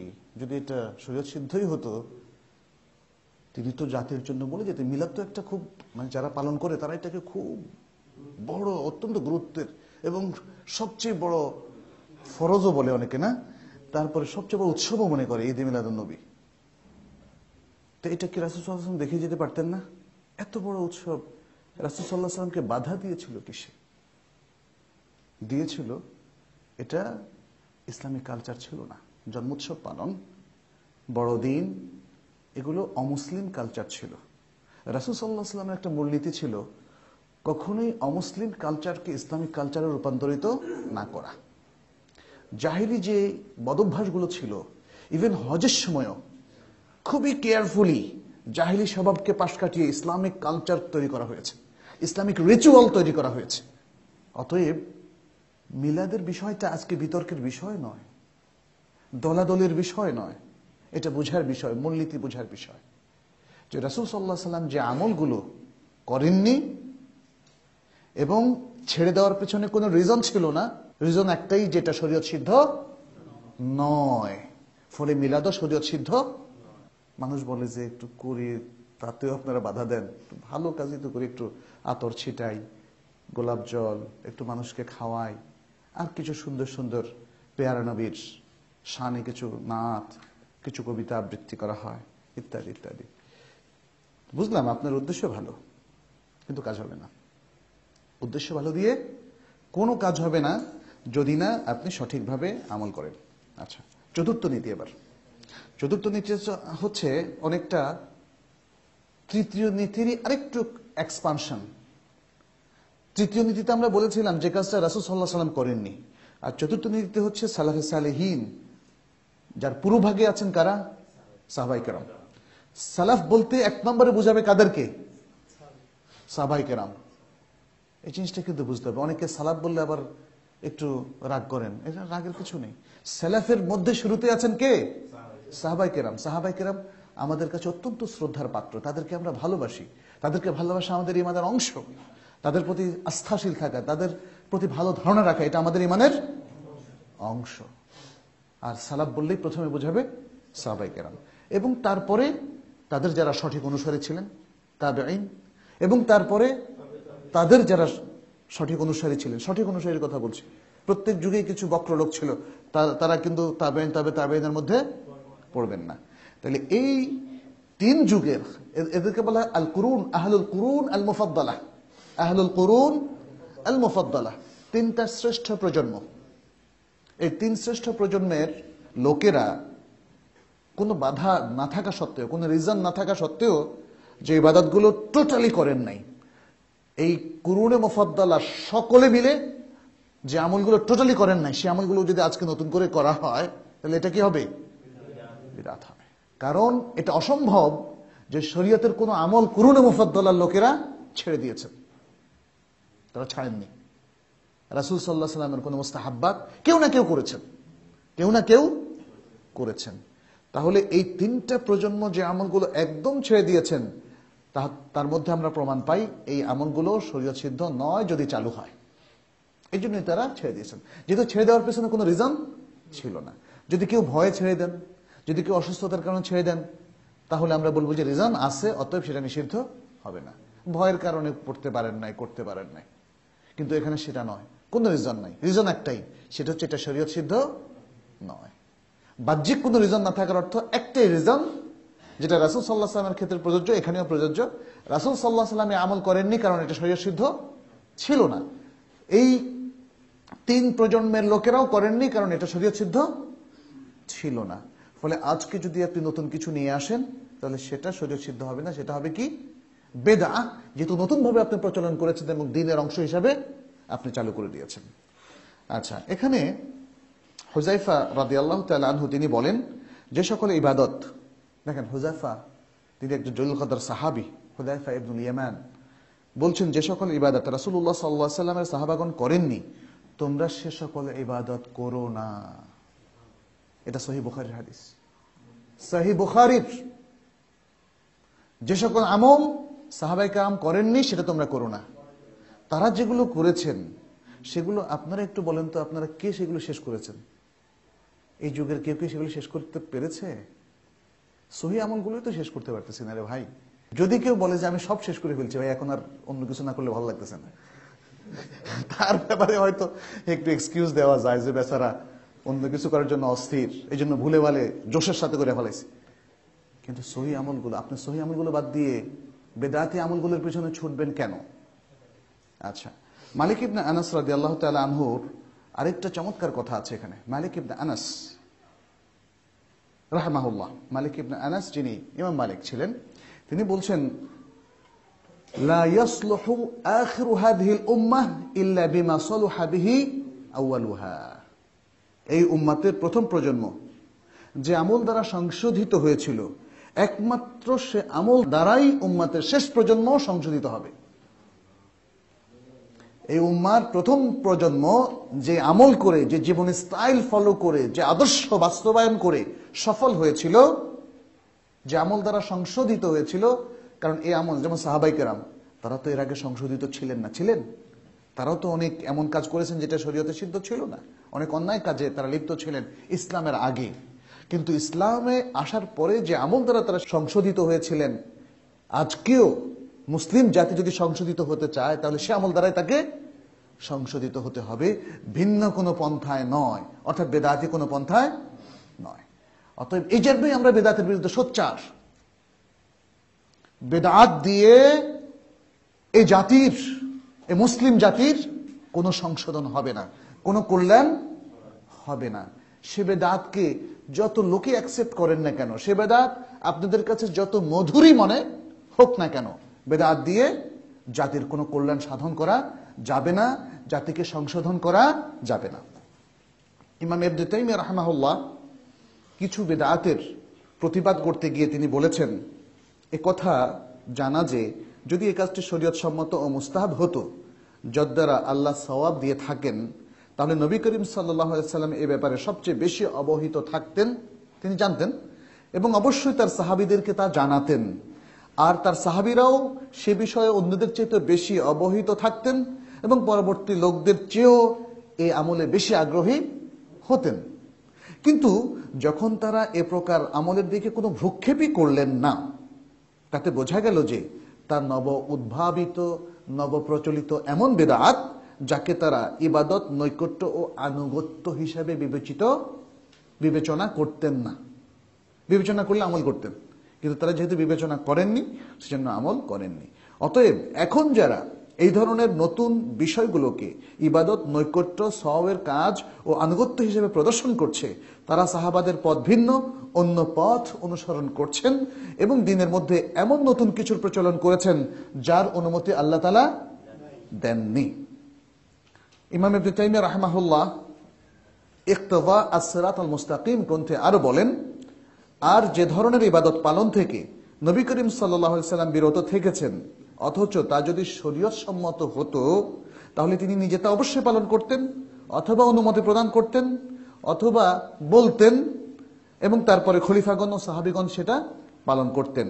অতএব এই কথা নিশ্চিতভাবে বিশ্বাস করা ওয়াজিব যে এরকম নতুন কাজ যা রাসূল সাল্লাল্লাহু আলাইহি সাল্লাম করেননি সেটা বেদাত ও ভ্রষ্টতা। এই সকল কথার দ্বারা বোঝা গেল যে সকল ইবাদত পালন করা থেকে রাসূল সাল্লাল্লাহু আলাইহি সাল্লাম নিজে এবং তারপরে উম্মাতের প্রথম প্রজন্মের আলেমগণ বিরত থেকেছিলেন, নিঃসন্দেহে সেগুলো বিদআত ও ভ্রষ্টতা। পরবর্তী যুগে এবং আমাদের যুগে এসে এগুলোকে ইবাদত হিসাবে গণ্য করার কোনো শরঈ ভিত্তি নাই। বিশেষ বিশেষ দিবসসমূহ ও ঐতিহাসিক উপলক্ষগুলোকে ঈদ উৎসবের মতো পালন করা। আপনি রাসূল সাল্লাল্লাহু আলাইহি সাল্লাম কবে হিজরত করেছিলেন, হিজরত দিবস, তারপরে খন্দকের যুদ্ধ কবে করেছিলেন, খন্দকের যুদ্ধ দিবস, সেদিন নফল রোজা পালন করলেন, হিজরতের দিন নফল রোজা পালন করলেন, কিয়ামুল লাইল করলেন, এগুলো কি রাসূল সাল্লাল্লাহু আলাইহি সাল্লাম কি বলেছেন যে আমার হিজরত দিবসকে তোমরা কিন্তু স্মরণ রাখবা আর কিছু ভালো ভালো কাজ করবা? বলছিলেন নাকি? যেহেতু বলেন নাই, অতএব হিজরত দিবস এটা যেদিন হিজরত হয়েছে সেদিনই শেষ, আর কোনো দিবস পালনের কোনো কারণ নাই। এভাবে বদর দিবস, উহুদ দিবস, এভাবে বিভিন্ন দিবস, তাই না? মদিনা দিবস, মদিনা সনদ দিবস, কত দিবস মানুষ আজকে পালন করছে, কিন্তু এগুলোর মূল কথা হচ্ছে এগুলো শরীয়ত সম্মত নয়। আপনি বদরের উপর আলোচনা, বদর দিবস উপর নির্ভরশীল নাকি যে রমাদানের 17 তারিখে বদরের যুদ্ধ শুরু হয়েছিল বলে ওই দিনই আপনি বদরের আলোচনা করবেন? এটা তো ঠিক না। বদরের আলোচনা করবেন, আপনি সারা বছরই সিরার আলোচনা করবেন। আমরা যেমন আরেকটা জিনিস বানিয়েছি, রবিউল আউয়াল মাসে সিরাতের কথা বেশি আলোচিত হয়। এখন অনেকে বলে যে আমি তো দিবস তো নির্ধারণ করছি না, কিন্তু দিবস না নির্ধারণ না করলে মাস তো করছেন। মানে আপনি একদম খুব স্পেসিফিক না করলেও একটু লোয়ার লেভেলের তো করছেন। আমরা বলবো যে সিরাতের আলোচনা বেদাত নয়, কিন্তু আপনি কেয়ারফুল থাকবেন, এই মাসের মধ্যেও সিরাতের আলোচনাকে আপনি সীমাবদ্ধ করবেন না। তবে যেহেতু মানুষ রবিউল আউয়াল মাসে অনেক বেদাত করে, এই জন্য রবিউল আউয়াল মাসে যদি কোনো অনুষ্ঠান করে অথবা কোনো আলোচনা করে অথবা কোনো খুতবায় এই বেদাতগুলো সম্পর্কে সতর্ক করা হয়, সেটা কিন্তু বেদাত হবে না। এটা আমরা সালাফে সালেহিনদেরকে দেখেছি। যেমন 15 শাবান উপলক্ষে যখন মানুষ নানা বেদাত করে, তখন 15 শাবানের একটু আগে থেকে যদি মানুষকে সতর্ক করা হয়, তাহলে কিন্তু 15 শাবান পালন করা হয় না, এটাকে শবে বরাত পালন বলে না। আপনি সিরাত সম্পর্কিত যেমন 12 রবিউল আউয়ালকে কেন্দ্র করে মানুষ যে বেদাতগুলো করে থাকে, আপনি 12 রবিউল আউয়াল এর আগে অথবা এমনকি ওই দিনও যদি মানুষকে সতর্ক করেন, সেটা কি 12 রবিউল আউয়াল পালন হলো? সেটা 12 রবিউল আউয়াল পালন হলো না। এটা তো সতর্ক। আপনি যখন দেখছেন যে সমাজের লোকেরা ভুল বিভ্রান্তি বেদাতের মধ্যে লিপ্ত হচ্ছে, আপনি সতর্ক করলেন। পালন ভিন্ন জিনিস। পালন হচ্ছে এই দিনকে তাযীম করা, এই দিনকে সম্মানিত বলে ঘোষণা করা, এই দিনকে একটা দিবস হিসেবে ঘোষণা করে ওই দিনকে পালন করা, ওই দিনকে আনুষ্ঠানিকভাবে পালন করা। এই পালন কেউ পানি খেয়েও করতে পারে, কেউ মিষ্টি খেয়েও করতে পারে, নানাভাবে করতে পারে। তো যাই হোক, এটাকে আমরা মূলনীতির আলোকে দেখতে পেলাম, এটা কি? এটা হচ্ছে বেদাহ। আচ্ছা, এই ধরনের তাহলে যত ইবনে তাইমিয়া সম্পর্কে বলেন এই কাজটি পূর্ববর্তী সালাফগণ করেননি, অথচ এই কাজ জায়েজ থাকলে, অর্থাৎ দিবস পালন জায়েজ থাকলে সব লাভের উদ্দেশ্যে তা তারা পালন করার যথেষ্ট কারণ বিদ্যমান ছিল এবং পালন করতে বিশেষ কোনো বাধাও ছিল না। যদি কোনো দিবসটা গুরুত্বপূর্ণ হতো তাহলে সাহাবায়ে কেরাম এটা পালন করতে কোনো নিষেধ ছিল না। কিন্তু তারপরেও এটা যদি শুধু কল্যাণের কাজই হতো তাহলে তারা আমাদের চেয়ে বেশি করতেন এই কাজটা। কারণ আমরা সব কাজে দেখি তারা কল্যাণ বেশি করেছেন। সাহাবায়ে কেরাম নামাজ বেশি পড়েছেন না আমাদের চাইতে? নামাজের বেশি ধ্যান ছিল না তাদের? জিহাদে বেশি অংশগ্রহণ করেছেন না? আল্লাহ রাস্তায় বেশি দান করেছেন না? ভালো কোন কাজে আমরা তাদেরকে ছাড়িয়ে গিয়েছি বলেন তো? আর এখন বেদাতের কাজে আপনারা চিন্তা করছেন তাদেরকে ছাড়িয়ে যাবেন, তারা তো কোনো বেদাত করেননি। যাই হোক, এছাড়া ওই শবে মেরাজ, শবে বরাতের সাথে রিলেটেড বিষয়গুলো আমরা এর মধ্যে ফেলতে পারি, যেহেতু শবে বরাতকে কেন্দ্র করে রাসূল সাল্লাল্লাহু আলাইহি সাল্লাম থেকে সহিহ কোনো বর্ণনা নাই যে তিনি এইভাবে পালন করেছেন। শবে মেরাজের ব্যাপারে রাসূল সাল্লাল্লাহু আলাইহি সাল্লাম থেকে এমন কোনো বর্ণনা নাই যে তিনি এই করেছেন। সময় যেহেতু আমাদের হাতে খুবই কম, বাকি সময়টা আমরা প্রশ্নোত্তর দেব এবং আমরা আজকে মাত্র 4টা মূলনীতি শেষ করলাম, আরো আছে 11টা। ওইটা শুধু আপনাদেরকে শুনিয়ে দিলে কাজ হবে না, একটু ডিসকাশন করতে হবে। ডিসকাশন না করলে ক্লিয়ার হবে না। এজন্য আরেকটা আলোচনায় পর্বে আমরা সেটা শেষ করবো ইনশাআল্লাহ। 3য় পর্বে আমরা শেষ করব আশা করছি ইনশাআল্লাহ। এখন প্রশ্নোত্তর নিচ্ছি। প্রথম প্রশ্ন হলো, পরিপূর্ণ হিজাব কিভাবে করতে হবে? পরিপূর্ণ হিজাব মানে হিজাবটা কমপ্লিটলি করলেই পরিপূর্ণ হবে। হিজাব যদি হাফ করেন তাহলে হিজাব হাফ হবে। হিজাব যদি 1/4 করেন তাহলে 1/4 হবে। এটা হচ্ছে ওই যে কাকে যেন প্রশ্ন করেছিল, মোল্লাজি না, মোল্লাজি 1কে সম্ভবত। যাই হোক, যে বলছে চৌবাচ্চা কতটুকু পানি আছে, মানে একটা পেয়ালা দিয়ে জিজ্ঞেস করা হয়েছিল যে এই পেয়ালার কত পেয়ালা পানি, বা যে কোনো একটা পেয়ালার, হয়তো নির্দিষ্ট করে বলা হয়নি যে কত পেয়ালা পানি এই চৌবাচ্চা আছে। উনি বললেন পেয়ালাটা যদি চৌবাচ্চা সমান হয় তাহলে 1 পেয়ালা, আর যদি এইভাবে অর্ধেক হয় তাহলে 2 পেয়ালা, এইভাবে তিনি বলেছিলেন। পরিপূর্ণ হিজাব ব্যাপারটাও তাই। আর এটা বললাম আমি একটু মজা করে এই জন্যে যে আসলে আজকে আমরা দেখতে পাচ্ছি হিজাব অনেকেই কমপ্লিট করছেন না। কেউ হাফ হিজাব করছেন, কেউ কোয়ার্টার হিজাব করছেন, কেউ 1/8 হিজাব করছেন, এভাবে নানাভাবে হিজাব করছেন। ফলে পরিপূর্ণ হিজাব বলতে মেয়েদের আপাদমস্তক ঢেকে চলা। যেটাতে ইখতিলাফ আছে সেটি হচ্ছে তাদের মুখমণ্ডল ঢেকে রাখা এর ব্যাপারে ওলামাদের ইখতিলাফ আছে। কেউ বলেছেন যে সেটা খোলা রাখা জায়েজ এবং এর সাথে তাদের হাতের কবজি পর্যন্ত।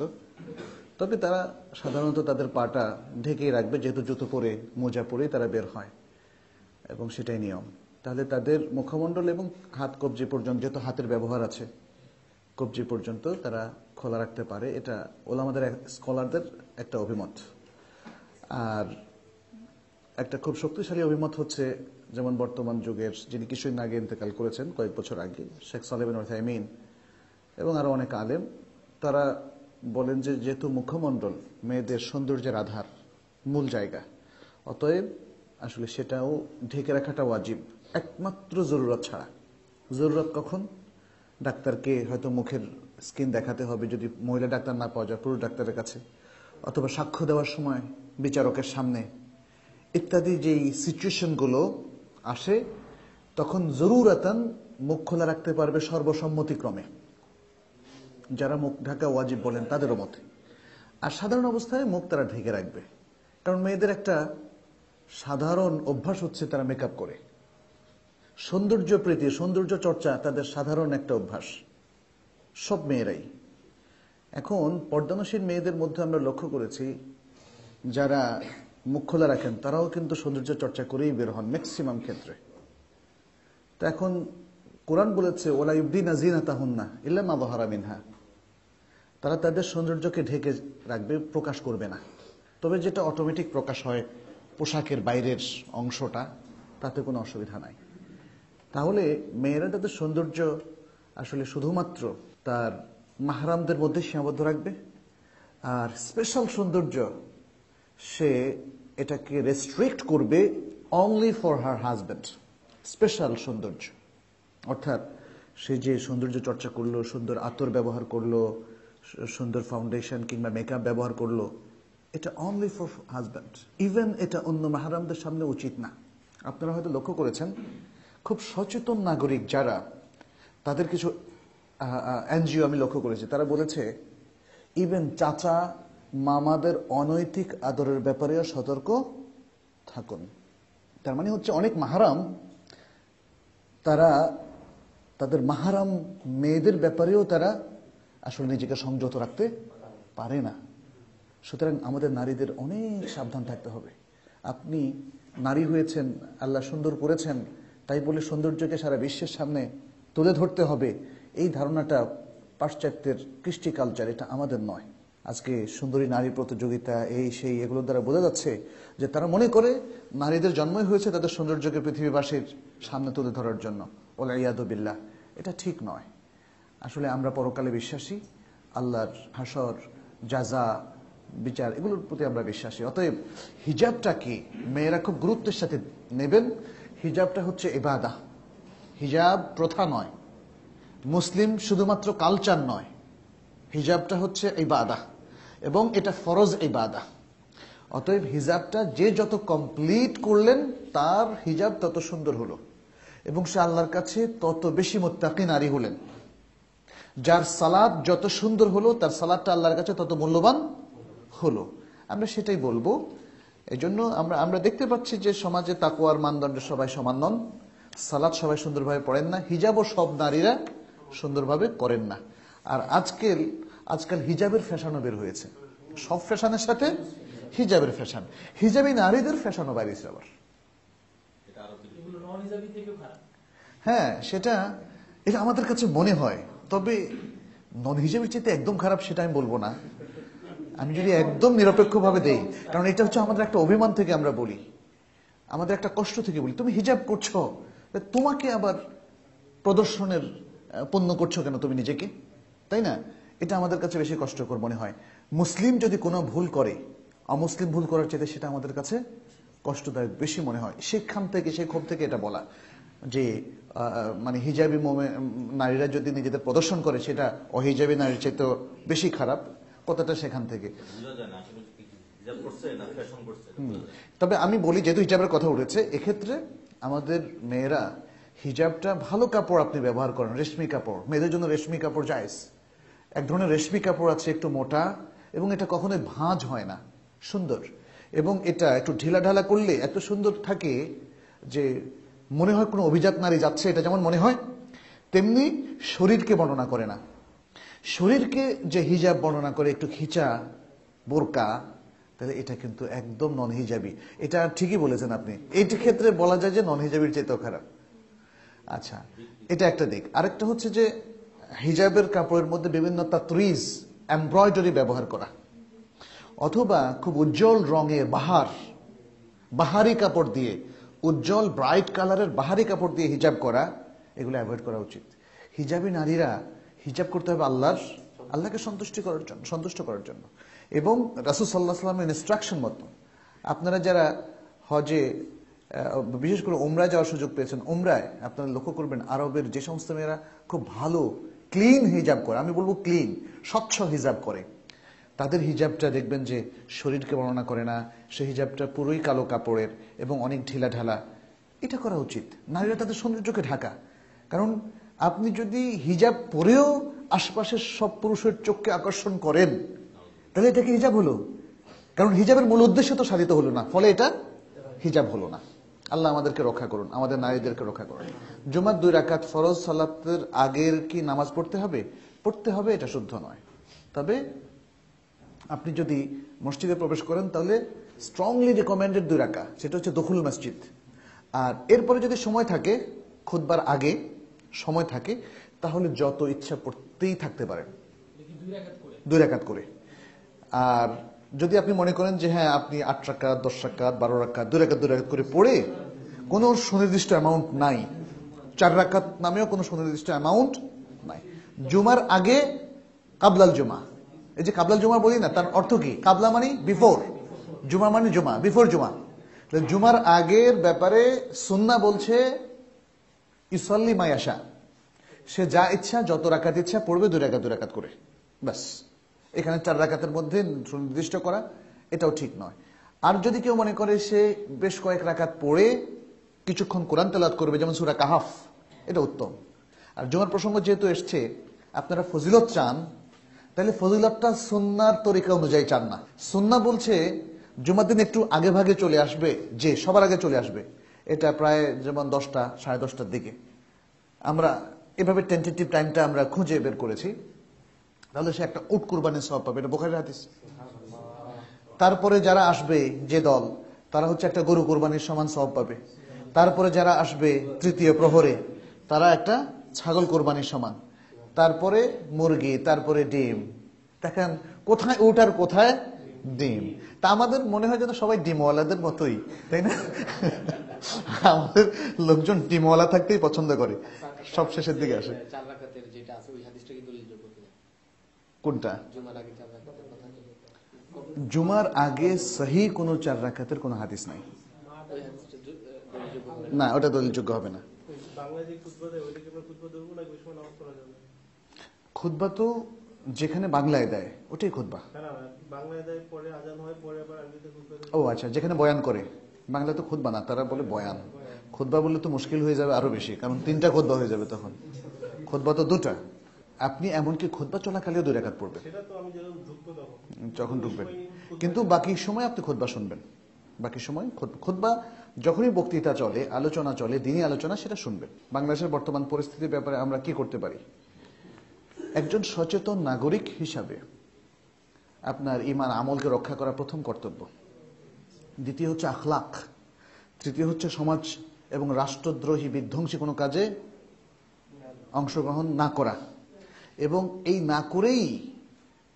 না করেই একজন সচেতন দেশপ্রেমিক মুসলিম নাগরিক হিসাবে আপনার যা করা দরকার আপনি সেটা করবেন। এদেশের গণমানুষের ইসলামিক চাহিদা কি এটা সবাই জানে, কিন্তু সেটা করবেন নিয়মতান্ত্রিক ভাবে, ধ্বংসাত্মক এমন কোনো কিছুর মাধ্যমে নয় যেটা উদরপিণ্ড বুদুর গাড়ের মতো হয়। এটা শুদ্ধ নয়। আর এই জন্য ধৈর্য লাগবে আর মেধা বিনিয়োগ করতে হবে। শর্টকাট একটা রেজাল্ট পেতে চায়, মানে মাঝখানে অনেক নিরপরাধ লোক শিকার হয়, এগুলো আসলে মেধাহীনতার কারণে, বুঝছেন, সঠিক প্ল্যান না থাকার কারণে এবং মানুষের শক্তিকে সঠিকভাবে ব্যবহার করতে ব্যর্থ হওয়ার কারণে এগুলো হচ্ছে। আপনি আল্লাহর কাছে সাহায্য চান, আল্লাহ কেন সাহায্য করছেন না সেটা তো আমাদের গবেষণার বিষয়। আল্লাহ মুনাফিকদেরকে এত সহজে সাহায্য করে না। নেফাকি বর্জন করতে হবে, তাওহীদের দিকে আসতে হবে।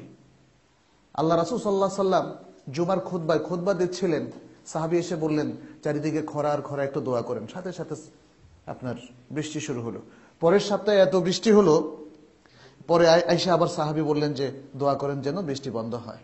আর আমি নিজে সাক্ষী, মদিনাতে 15 বছর 8 মাস ছিলাম। এই সময় দেখেছি, আমার কাছে মনে হয়েছে মদিনাবাসীদের আমল মনে হয় অনেক ভালো, এবং সেই কারণে সালাতুল ইস্তিসকা যখনই হয়, খুবই রেয়ারলি একবার বা দুবার ছাড়া প্রতিবারই সাথে সাথে বৃষ্টি দেখেছি আমি। সে আল্লাহ কি এখন নাই? সেই একই আল্লাহ কি এখনো আমাদের আল্লাহ না? আমাদের রব না? আমাদের ইলাহ না? তাহলে তার কাছে আমাদের সাহায্য চাওয়া উচিত। আমরা আসবাবের উপর, উপকরণের উপর বেশি নির্ভরশীল। উপকরণের মধ্যে যেগুলো জায়েজ, সে উপকরণকে ব্যবহার করে ধৈর্যের সাথে আগাতে হবে। এটাই হচ্ছে শরীয়তের বিধান। অতএব আমরা বলবো যে বর্তমান পরিস্থিতিতে যে কথাগুলো আমি বললাম, ঈমান, আমল, আকীদাকে শুদ্ধ রাখা, নিজেকে একজন সচেতন চরিত্রবান নাগরিক হিসাবে তৈরি করা, আল্লাহর কাছে দোয়া করা, আর দায়িত্বশীল নাগরিক হওয়া, দায়িত্ব জ্ঞানহীন নাগরিক নয়। আমরা জানি মানুষের মনোবেদনা সম্পর্কে আমরাও খোঁজ খবর রাখি, কিন্তু আপনাকে নিয়মতান্ত্রিক ভাবে এগোতে হবে আর আল্লাহর কাছে দোয়া করতে হবে। আল্লাহ আমাদের সে তৌফিক দান করুন। রুকুতে যাবার আগে এবং রুকু থেকে ওঠার পর হাত উঠালে 10টি সওয়াব পাওয়া যায়।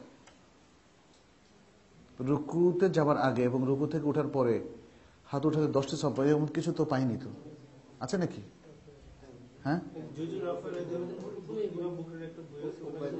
আচ্ছা, ওটা আমার চোখে পড়েনি, ফলে আমি সে সম্পর্কে বলতে পারছি না। এটা আপনারা কেউ কেউ বলছেন যে জুজুর রফেদাইন, ইমাম বুখারী যে হাদিসটা, হাদিস গ্রন্থটা নিয়ে এসছেন, বুঝছি। জুজুর রফেদাইন তো একটা হাদিসের গ্রন্থ যেটা ইমাম বুখারী সংকলন করেছেন। আমি আমার বাচ্চাকে পরিপূর্ণ ইসলাম শিক্ষা শিক্ষিত করতে চাই, শিক্ষা গ্রহণ পদ্ধতিটা ধারাবাহিকভাবে বলবেন কি?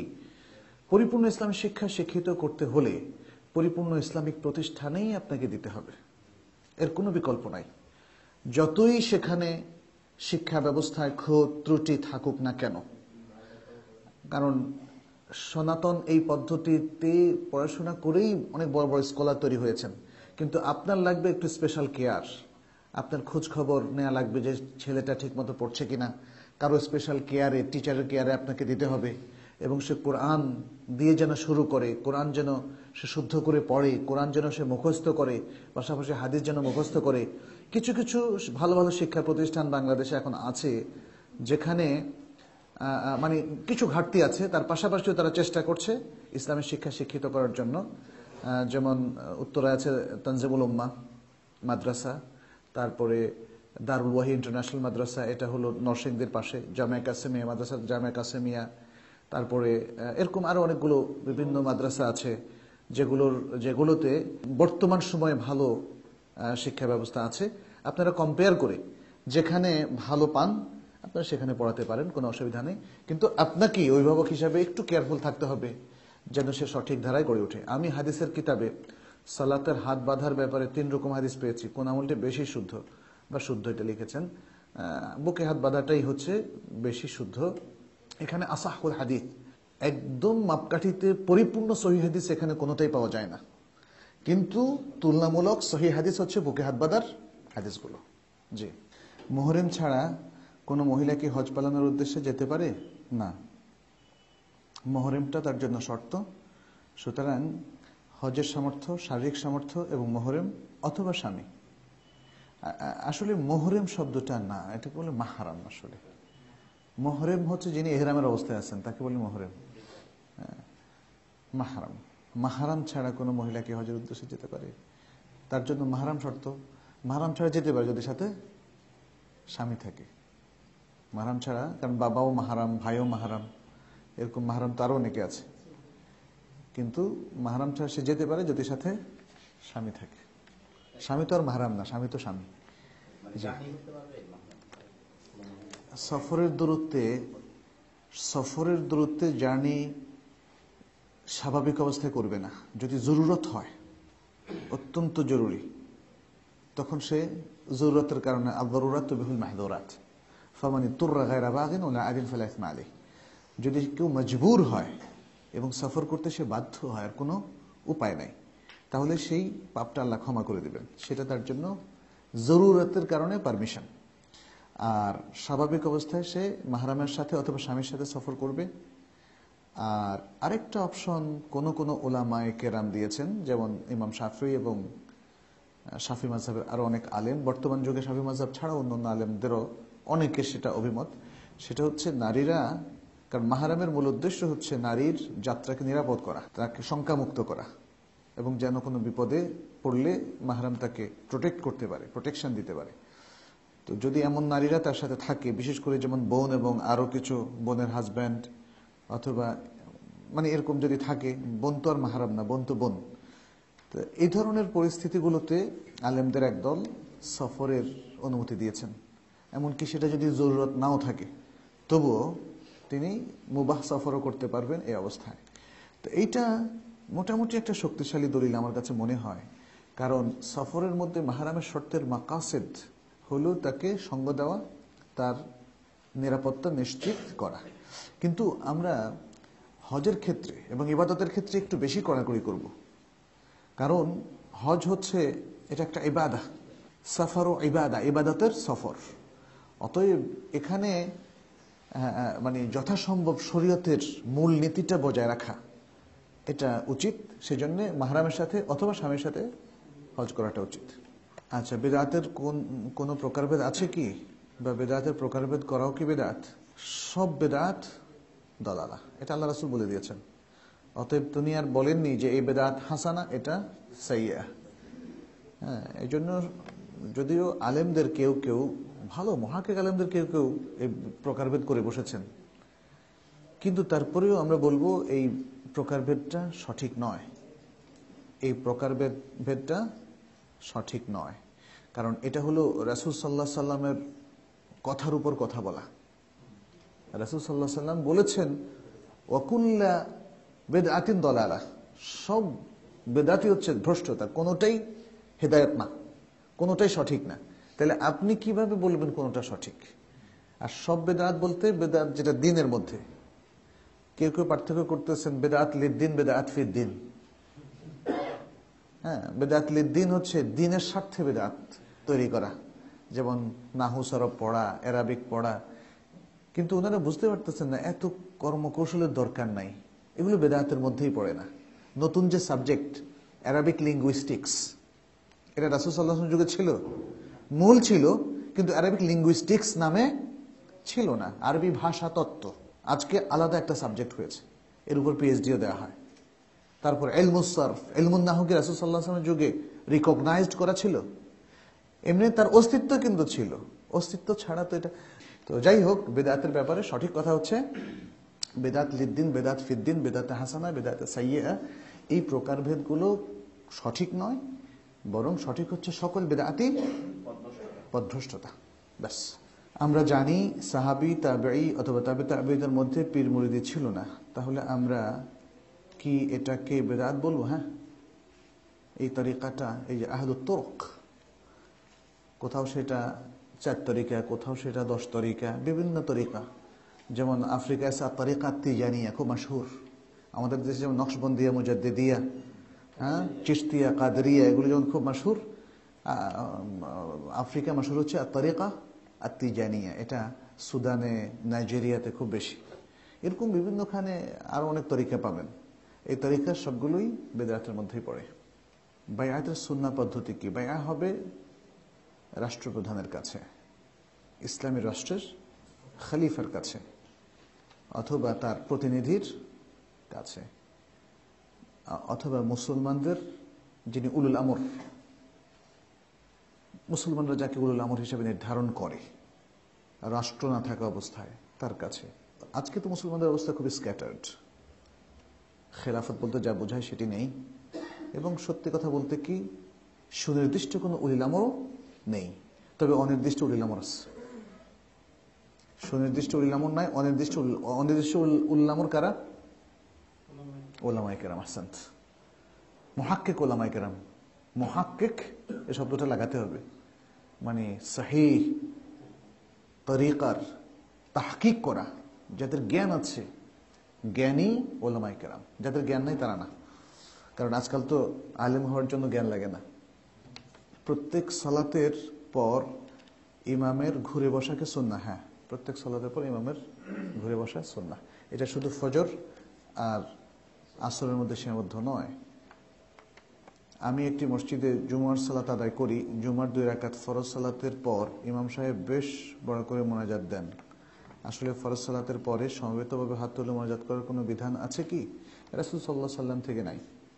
রাসূল সাল্লাল্লাহু আলাইহি সাল্লাম তিনি জুমা হোক অথবা অন্য যে কোনো ফরজ সালাত হোক, তারপরে আযকার ছিল, মাসনুন আযকার, মাসনুন আদইয়া এবং মাসনুন সুয়ার ও আয়াতুল কুরসি, এই কয়েকটা তিনি পড়তেন সব সালাতের পরেই। আর ফজর এবং আসর অথবা মাগরিবের পরে, আসরের পরে ম্যাক্সিমাম ক্ষেত্রে কুল হুয়াল্লাহ 3 বার, কুল আউযু বিরাব্বিল ফালাক, কুল আউযু বিরাব্বিন নাস 3 বার করে, আর অন্য সময় 1 বার করে পড়তেন। এটাই পরে সুন্নাহ। এরপরে কোনো ব্যক্তি যদি অতিরিক্ত দোয়া নিজের জন্য করতে চায় ইন্ডিভিজুয়ালি, সেটা সে করবে। কিন্তু রাসূল সাল্লাল্লাহু আলাইহি সাল্লাম মুক্তাদিদেরকে নিয়ে এটা করেননি। ওই যে আমরা বললাম একটা কথা, আপনি বলবেন যে এটা যে করেননি ভালো কথা, কিন্তু নিষিদ্ধ সেটা দলিল কি? রাসূল সাল্লাল্লাহু আলাইহি সাল্লাম যেটা করেননি সেটা আমরা কেন করব? আজকে কিন্তু কথার মধ্যে এসে গেছে, আপনারা একটু খেয়াল করে দেখেন। যেমন রাসূল সাল্লাল্লাহু আলাইহি সাল্লাম করেননি, কেন করবেন? এটা একটা বিষয়। আর দ্বিতীয় হচ্ছে, আপনি যদি বলেন এটা নিষিদ্ধের স্পেসিফিক দলিল দেখান, বেদাতের উপরে সুনির্দিষ্ট নিষিদ্ধ হওয়ার কোনো দলিল পাওয়া যাবে না। এটা একটা বিষয়। তো এই জন্য যদিও আলেমদের কেউ কেউ তারা মোনাজাত করার পক্ষে, কিন্তু আমরা বলবো ওয়াখায়রুল হাদি হাদি মুহাম্মাদিন সাল্লাল্লাহু আলাইহি সাল্লাম, রাসূল সাল্লাল্লাহু আলাইহি সাল্লামের আদর্শ সবচেয়ে উত্তম আদর্শ। তিনি যেখানে দোয়া করেছেন আমরা সেখানে করি। আর দোয়া তো উন্মুক্ত আছেই। আপনি ফরজ নামাজের পরে ইমামের সাথে একসাথে দোয়া করার জরুরত কি আছে নাকি? আপনি সারা রাত ধরে কেঁদে কেঁদে দোয়া করেন না, সেটা তো আরো আফদল। আল্লাহ শেষ আসমানে নেমে আসে। অতএব এই উম্মার মুক্তি, এই উম্মার কল্যাণ শুধুই রাসূল সাল্লাল্লাহু আলাইহি সাল্লাম কোন শরণের মধ্যে, আর কোনো কিছুর মধ্যে নাই। আপনি যদি হাজার হাজার আমল অতিরিক্ত করেন তার মধ্যেও নাই।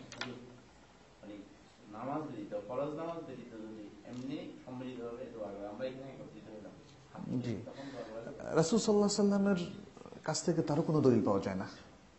সেক্ষেত্রে আমরা তো আমাদের কথায় কথায়, যেমন কথার শেষে দোয়া করছি, রাসূল সাল্লাল্লাহু আলাইহি সাল্লাম মাঝে মাঝে সেটা করতেন, কথার মাঝখানে খুতবায় দোয়া করতেন, আমরা তো সেটা করছি। আর শেষে এই ধরনের মাজলিস শেষ করার জন্য কাফারাতুল মাজলিস, সেটাও একটা দোয়া, কিন্তু কাফারাতুল মাজলিস কিন্তু একটা সুন্দর দোয়া। তো কাফারাতুল মাজলিস শেষ করে আমরা শেষ করি, কারণ আমাদের এই মাজলিসের প্রত্যেকটা জিনিস বরকতময় হবে যদি আমরা সুন্নাহকে সঠিকভাবে পরিপালন করি। আমরা কি চাই আসলে? আল্লাহর কাছে বরকত ছাড়া আর কিছু চাই? তৌফিক ছাড়া আর কিছু চাই? তাহলে তৌফিক, বারাকাহ, কল্যাণ, খায়ের এগুলো নিশ্চিত হবে যদি ঈমান এবং তাকওয়ার পথে আমরা চলি। ঈমান এবং তাকওয়া তখন নিশ্চিত হবে যদি সুন্নাহর পথে আমরা চলি। আর যদি সুন্নাহকে পাশ কাটিয়ে অতিরিক্ত করি অথবা কম করি, তাহলে এটা ঈমান এবং তাকওয়া কমপ্লিট হলো না। সূরা আল আরাফের মধ্যে আল্লাহ তাআলা বলছেন, ওয়ালাউ আন্না আহলাল কুরআ আমানু ওয়াত্তাকাউ লাফাতাহনা আলাইহিম বারাকাতিম মিনাস সামাই ওয়াল আরদ, যদি জনপদের লোকেরা ঈমান আনতো, তাকওয়া অবলম্বন করত, তাহলে আমরা, আল্লাহ বলছেন আমরা মানে আমি আল্লাহ, লাফাতাহনা আলাইহিম, তাদের উপর বরকত নাজিল করতাম, বরকতটা উন্মুক্ত করে দিতাম, শুধু নাজিল না, ওপেন করে দিতাম, যে যত বরকত পারো নাও। লাফাতাহনা আলাইহিম বারাকাতাস সামা, আসমানের বরকত এবং জমিনের বরকত। তাহলে বোঝা গেল ঈমান তাকওয়া না থাকলে কিন্তু এই বরকতের দ্বার উন্মুক্ত হবে না। আমরা তো সেটাই চাই। মানুষ এত কায়দা করে আর মনে করে যে ওনাকে হারাই দিলাম বহসে, আমি জিতে গেলাম, আমার যুক্তিটা প্রাধান্য পেল। বিশ্বাস করেন এগুলো দিয়ে কোনো কাজে আসবে না। আপনারা আমরা সবাই মিলে চেষ্টা করা উচিত রাসূলুল্লাহ সাল্লাল্লাহু আলাইহি ওয়াসাল্লামের তরিকা মতো চলা, কাজ করা। এর বাইরে আর কোনো তরিকা ভালো নাই, আর কোনো তরিকার মধ্যে বরকত আসবে না, আর কোনো পদ্ধতি, কোনো আমলের মধ্যে জীবন এবং জগতের কোনো কল্যাণ আসবে না। সুদের সাথে জড়িত প্রতিষ্ঠানে চাকরি করা যাবে কিনা যদি বর্তমানে অন্য কোনো চাকরি পাওয়া না যায়? যারা অলরেডি আছেন তাদেরকে আমরা বলবো শিফট হওয়ার জন্য চেষ্টা করেন। আপনি হালাল যদি আল্লাহর কাছে চান, আল্লাহুম্মা আগনিনা বিহালালিকা আন হারামিকা, একটা দোয়া তো আমরা করি। দোয়াগুলো ইমাম সাহেব করেন বলে আর আমরা বুঝিও না, করিও না। চিন্তা করেন, এই যে ইমাম সাহেবের সাথে করার একটা জিনিস কিন্তু আমাদেরকে একটু আমাদের জন্য নেগেটিভ রেজাল্ট নিয়ে আসে। ইমাম সাহেব তো করে দিলেন, ভাড়া করে লোক নিয়ে আসি আমরা দোয়া করার জন্য, করে দিলেন, হয়ে গেল। এই কারণে আমাদের আল্লাহর সাথে আর রিলেশন তৈরি হয় না। আল্লাহর সাথে রিলেশন সবচেয়ে বেশি তৈরি হয় দোয়ার দ্বারা। যেভাবে মানুষের সাথেও রিলেশন তৈরি হয় আহ্বান দ্বারা, খেতাব করা, অ্যাড্রেস করার দ্বারা, বাবা শোনো, মা শোনো, তাই না? এই যে, অথবা যে বাড়িতে দেখবেন বাবার সাথে সন্তানের কোনো কথা হয় না, সন্তানের সাথে মায়ের কোনো কথা হয় না, যে যার মতো কাজ করে, দেখবেন কোনো ভালো রিলেশন নাই। অ্যাড্রেস করা দরকার।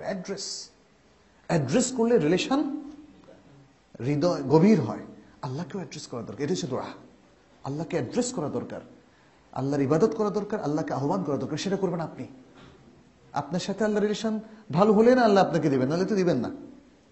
আল্লাহ কারো ভায়া মিডিয়া হয়ে কিছুই দেন না। অতএব আমরা বলবো যে খুব জরুরি অবস্থায়, যেমন একজন আমাকে কিছুদিন আগে প্রশ্ন করেছিলেন যে তিনি একটা জব করছেন, একটা সুদী হয়তো ব্যাংকে, যে জবটার মধ্যে সুদের সাথে কোনো রিলেশন নাই, যেমন হয়তো তার কম্পিউটারগুলোকে রিপেয়ার করে দেওয়া। এখানেও তাকওয়া হচ্ছে সেগুলোতে জয়েন না করা, কারণ সুদী প্রতিষ্ঠানের সমৃদ্ধির ক্ষেত্রে আপনি অবদান রাখছেন, এটা হচ্ছে সত্য কথা।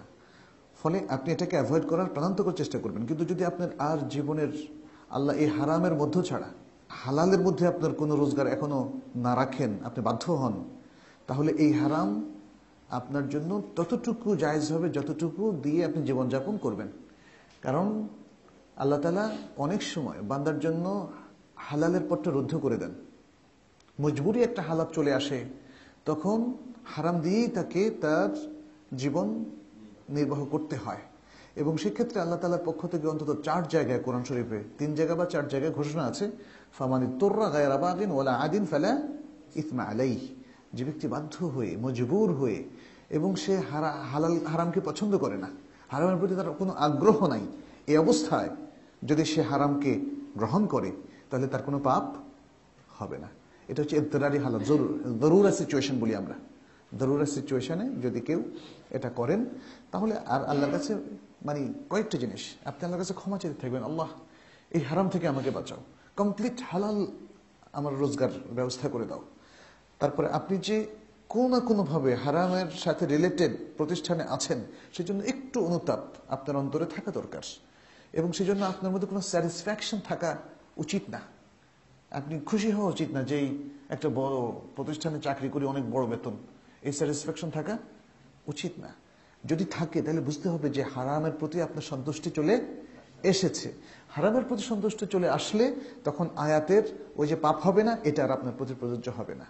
হারামের প্রতি ঘৃণা নিয়েই হারামকে আপনার জরুরি অবস্থায় অ্যাভেল করতে হবে। মনে রাখবেন, এগুলো হচ্ছে মূলনীতি। তাহলেই আপনার হারামের সম্পৃক্ত হওয়াটা জরুরাতান আল্লাহ তাআলা ক্ষমা করে দেবেন। ফরজ, সুন্নত, নফল নামাজ পড়ার জন্য মনে মনে কিভাবে এবং কি নিয়ত পড়তে হবে? আপনি এই যে কনসিয়াসলি অর্থাৎ সচেতনভাবে একটা সালাত আদায় করছেন, এটাই তো নিয়ত হয়ে যাচ্ছে। কারণ নিয়ত ছাড়া তো আপনার মতো বুদ্ধিমান মানুষ কোনো কাজ করে না। কেন মসজিদে এসেছেন? আপনি যখনই যেই সালাত পড়ছেন মনের মধ্যে উদিত হচ্ছে না, সেটা মনের মধ্যে কোনো ইবারত বক্তব্য সাজিয়ে মনে মনে উচ্চারণ করার কোনো প্রয়োজন নাই, ঠিক যেভাবে মুখে মুখে উচ্চারণ করারও কোনো প্রয়োজন নাই। Very easy, very easy. এটাকে আগের আলেমরা নিয়তকে ইজি করতে যায় আসলে ডিফিকাল্ট করে ফেলেছেন, ঠিক না? এবং শুধু ডিফিকাল্ট না, প্লাস বেদাত করে ফেলেছেন। ডিফিকাল্টও করেছেন, বেদাতও করেছেন। এখন এক লোকে কয়, ভাই আমার নামাজ তো হবে না, আমি তো নিয়ত জানি না। হ্যাঁ, ঈদের নামাজ আরো জটিল, ঈদের নামাজও পড়ি না, জুমার নামাজও পড়ি না, নিয়ত জানি না, নিয়ত মুখস্থ। আর ইমাম সাহেব একবার বলে দিলে কি আমাদের মুখস্থ হয়? আল্লাহু আকবার। ইসলাম এত ইজি, এত ফ্লেক্সিবল। আপনার কোনো মুখস্থ নিয়ত লাগবে না, সাজানো নিয়ত লাগবে না, মনে মনেও লাগবে না, মুখে মুখেও লাগবে না। আপনার সচেতন অনুভূতি, মনে উদিত থাকাটা এবং এই জানা থাকাটাই যে আমি এখন এশা পড়ছি, এশার পরে 2 রাকাত সুন্নত পড়ছি, এই যে মনে থাকা, এটাকে এইভাবে সাজিয়েও বলার প্রয়োজন নাই যে আমি এখন ফরজের পরে 2 রাকাত সুন্নাত পড়ছি, এটাও মনে মনে সাজানোর প্রয়োজন নাই। আপনার সচেতন থাকাটাই হচ্ছে নিয়া, মনের সংকল্পটা নিয়া। এটা অনেকটা এরকম আর কি, আপনি অফিসে যাওয়ার সময় কি মনে মনে আমি এখন শার্ট কোট প্যান্ট পরে এখন অফিসের দিকে যাচ্ছি, এটা কি কখনো মনে বলেন তো? কেউ কখনো এটা বলে না। বাজারে যাওয়ার সময় বলে না, বাজার থেকে আনার সময় বলে না। ঠিক সেরকম নিয়তটা এত ইজি। আচ্ছা, শুধু আল্লাহু আকবার বলে নামাজ শুরু করতে হবে? হ্যাঁ, শুধু আল্লাহু আকবার, আর কিছু না। কারণ রাসূল সাল্লাল্লাহু আলাইহি ওয়াসাল্লাম নামাজের সংজ্ঞায় বলেছেন তাহরিমুহা তাকবীর ও তাহলিলুহা আত-তাসলিম। এটা শুরু হবে আল্লাহু আকবার বলে আর শেষ হবে সালাম দিয়ে। মাঝখানের বর্ণনা তো অন্যখানে এসেছে। মসজিদে প্রথম জামাতের পর দ্বিতীয় জামাতের বিধান কি? এটা জায়েজ আছে, জায়েজ আছে। তবে এটাকে যদি যারা নিয়ম করে ফেলেন তাহলে তারা অনেক খায়ের থেকে বঞ্চিত হবে। এটা নিয়ম করা উচিত না যে জায়েজ যখন আছে তাহলে সেকেন্ড জামাতে করুন, এটা উচিত না। মহল্লার লোকদের জন্য স্পিরিট হচ্ছে তারা প্রথম জামাতে পড়বে, এবং অনেক আলেমরা বলেছেন যে মহল্লার মসজিদে সেকেন্ড জামাত জায়েজ নেই। অনেক আলেমরা বলেছেন। কিন্তু অনেক সময় হয় কি, আপনি জেনুইন কারণেই কোনো জামাত পেলেন না, এখানে 5-7 জন মুসল্লি চলে আসলো, তারা ইন্ডিভিজুয়ালি কেন পড়বে? জামাতের সাথে পড়তে অসুবিধা কোথায়? তাদের তো ওজর ছিল, তাদের তো ওজর ছিল। তো এই জন্য স্পিরিট হচ্ছে মহল্লার মসজিদে সবাই জামাতের সাথে পড়বেন, সেকেন্ড জামাত করবেন না, অ্যাকসেপ্ট যাদের ওজর আছে, যারা জামাত মিস করেছেন তারাই শুধু সেকেন্ড জামাতে পড়বেন। কিন্তু কেউ যদি আগে থেকে নির্ধারণ করে রাখেন যে না আমি সেকেন্ড জামাতটা ধরবো, যেহেতু এই মসজিদে দুটো জামাত হয়, হ্যাঁ, দুটো জামাত রাস্তায়, যে মসজিদগুলো রাস্তার সাথে, সেখানে দুটো, তিনটে, চারটা জামাত, কারণ পথচারীরা আসে আর যায়, তারা এক একটা জামাত করে, সেখানে অনেকগুলো জামাতও কোনো অসুবিধা নাই সর্বসম্মতিক্রমে। যেমন রাস্তার মধ্যে যে পথচারীরা আসা যাওয়া হয়, মানে ওইখানে তো জাম নিয়ে অবস্থায়, ওইখানে একটা জামাত শুরু হয়েছে, ওই অবস্থায় কি আরেকটা জামাত কি পেছনে শুরু করতে পারবে? কারণ তারা হচ্ছে বুঝছি, এটা করে ফেলে, কিন্তু এটা হচ্ছে কি, এটা ওই যে ফিকহি ইখতিলাফের কারণে এটা হয়। আমাদের মতে এর কোনো প্রয়োজন নাই, কারণ যে নামাজই পড়ুক তার পেছনে অন্য নামাজের ইক্তেদা করা জায়েজ আছে, এটা হচ্ছে বিশুদ্ধ অভিমত। কিন্তু আরেকটা ফিকহি অভিমত যেটা এদেশের অধিকাংশ আলেম পোষণ করেন, যে একই নামাজ না হলে তার ইক্তেদা শুদ্ধ হবে না। যেমন জোহরের পিছনে আসরের ইক্তেদা শুদ্ধ হবে না, আসরের পিছনে জোহরের ইক্তেদা শুদ্ধ হবে না। ফলে তারা বলেন যে আমি তো জানি না ইমাম সাহেব এখন কোন নামাজ পড়তেছেন, ফলে আন্দাজে তার পিছনে ইক্তেদা করলাম আর নামাজটা বাতিল হয়ে গেল, সে পড়তেছে জোহর আর আমি পড়লাম তার পিছনে আসর, হলো না। এটা হচ্ছে ওই ফিকহি অভিমতের আলোকে তারা মনে করেন যে তাহলে বেটার হচ্ছে আমরা আলাদা পড়ি। কিন্তু এর কোনো প্রয়োজন আসলে নাই, কারণ নফল আদায়কারীর পেছনে ফরজ আদায়কারীর ইক্তেদা জায়েজ আছে, ফরজ আদায়কারীর পেছনে নফল আদায়কারীর ইক্তেদা জায়েজ আছে, এক নামাজ আদায়কারীর ইমামের পেছনে অন্য নামাজ আদায়কারীর ইক্তেদাও জায়েজ আছে, এটা বিশুদ্ধ কথা। যে পুরুষের সতর ঢাকা কতটুকু জায়েজ, মানে এটা তো ফরজ। ও আচ্ছা, গোসলের সময় যদি নিশ্চিত থাকে যে ওয়াশরুম চারদিক থেকে এমনভাবে রুদ্ধ যে বাইরে থেকে কেউ দেখতে পাচ্ছে না, তাহলে একদম কাপড় ছেড়ে গোসল করা যায়, এটা একটা বিষয়।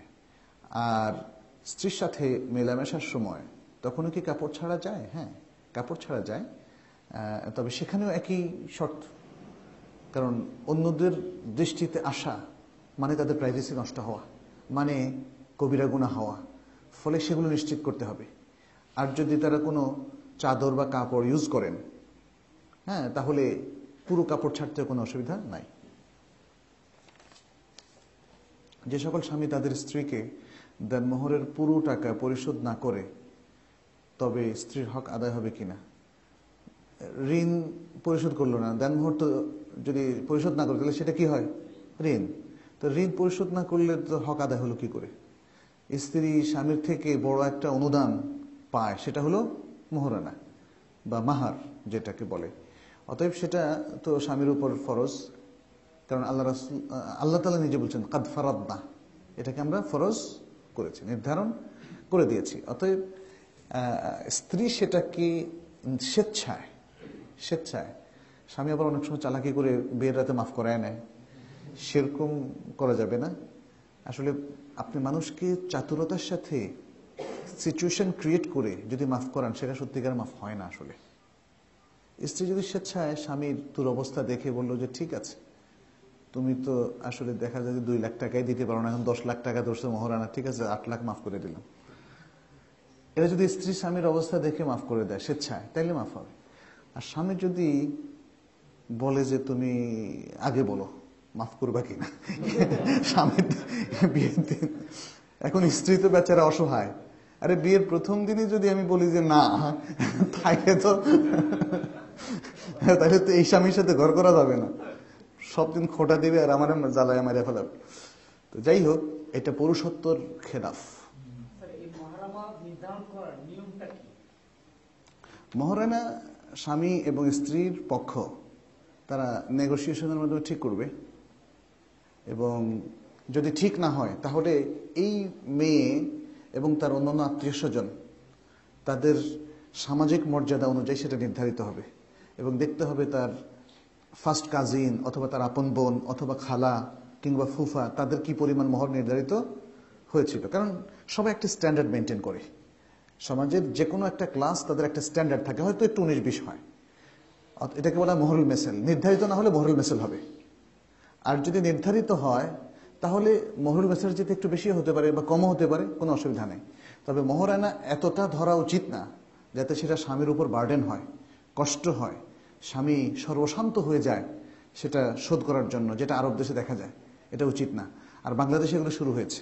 আর অনেক সময় মানুষ এখন মনে করে যে মোহরানা তো দিতে হবে না, এটা একটা ফ্যামিলি স্ট্যাটাস বাড়ানোর জন্য এটা করা হয় মেয়েদের পক্ষ থেকে। 10 লাখ, 20 লাখ, 50 লাখ, এটা অনুচিত, এটাও হবে না। অনেক মুআল্লিমের কাছে শুনেছি যে মোহরানা নির্ধারণ করতে হয় যে স্বামীর ইনকাম সোর্স এবং তার সম্পত্তির উপরে নির্ধারণ করে, সেটা না, এটা একদম সঠিক না। এটা হচ্ছে মোহরানা উনি যতটুকু দিতে পারবেন, নগদ দিয়ে দেওয়া সবচেয়ে ভালো। আর যদি কিছু নগদ দেন, পরে কিছু মানে উভয় মতের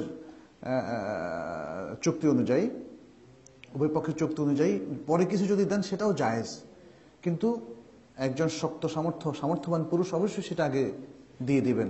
এতে নারীদের উপকার হয়। হয়তো তিনি ওই টাকাটা কাজে লাগালেন, মোহরানা দিয়ে হয়তো একখানা ছোট্ট জমি কিনে রাখলেন, অথবা ব্যাংকে ফিক্সড ডিপোজিট করে রাখলেন ইসলামী ব্যাংকে।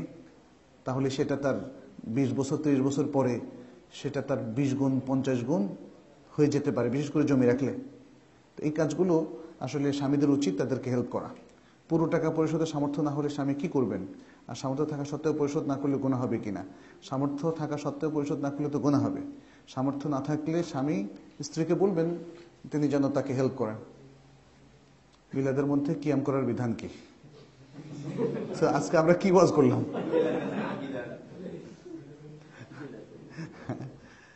মিলাদের মধ্যে মানে কিয়ামান ওয়া কুউদান দুটোই বিদআত, এটা হচ্ছে বিধান।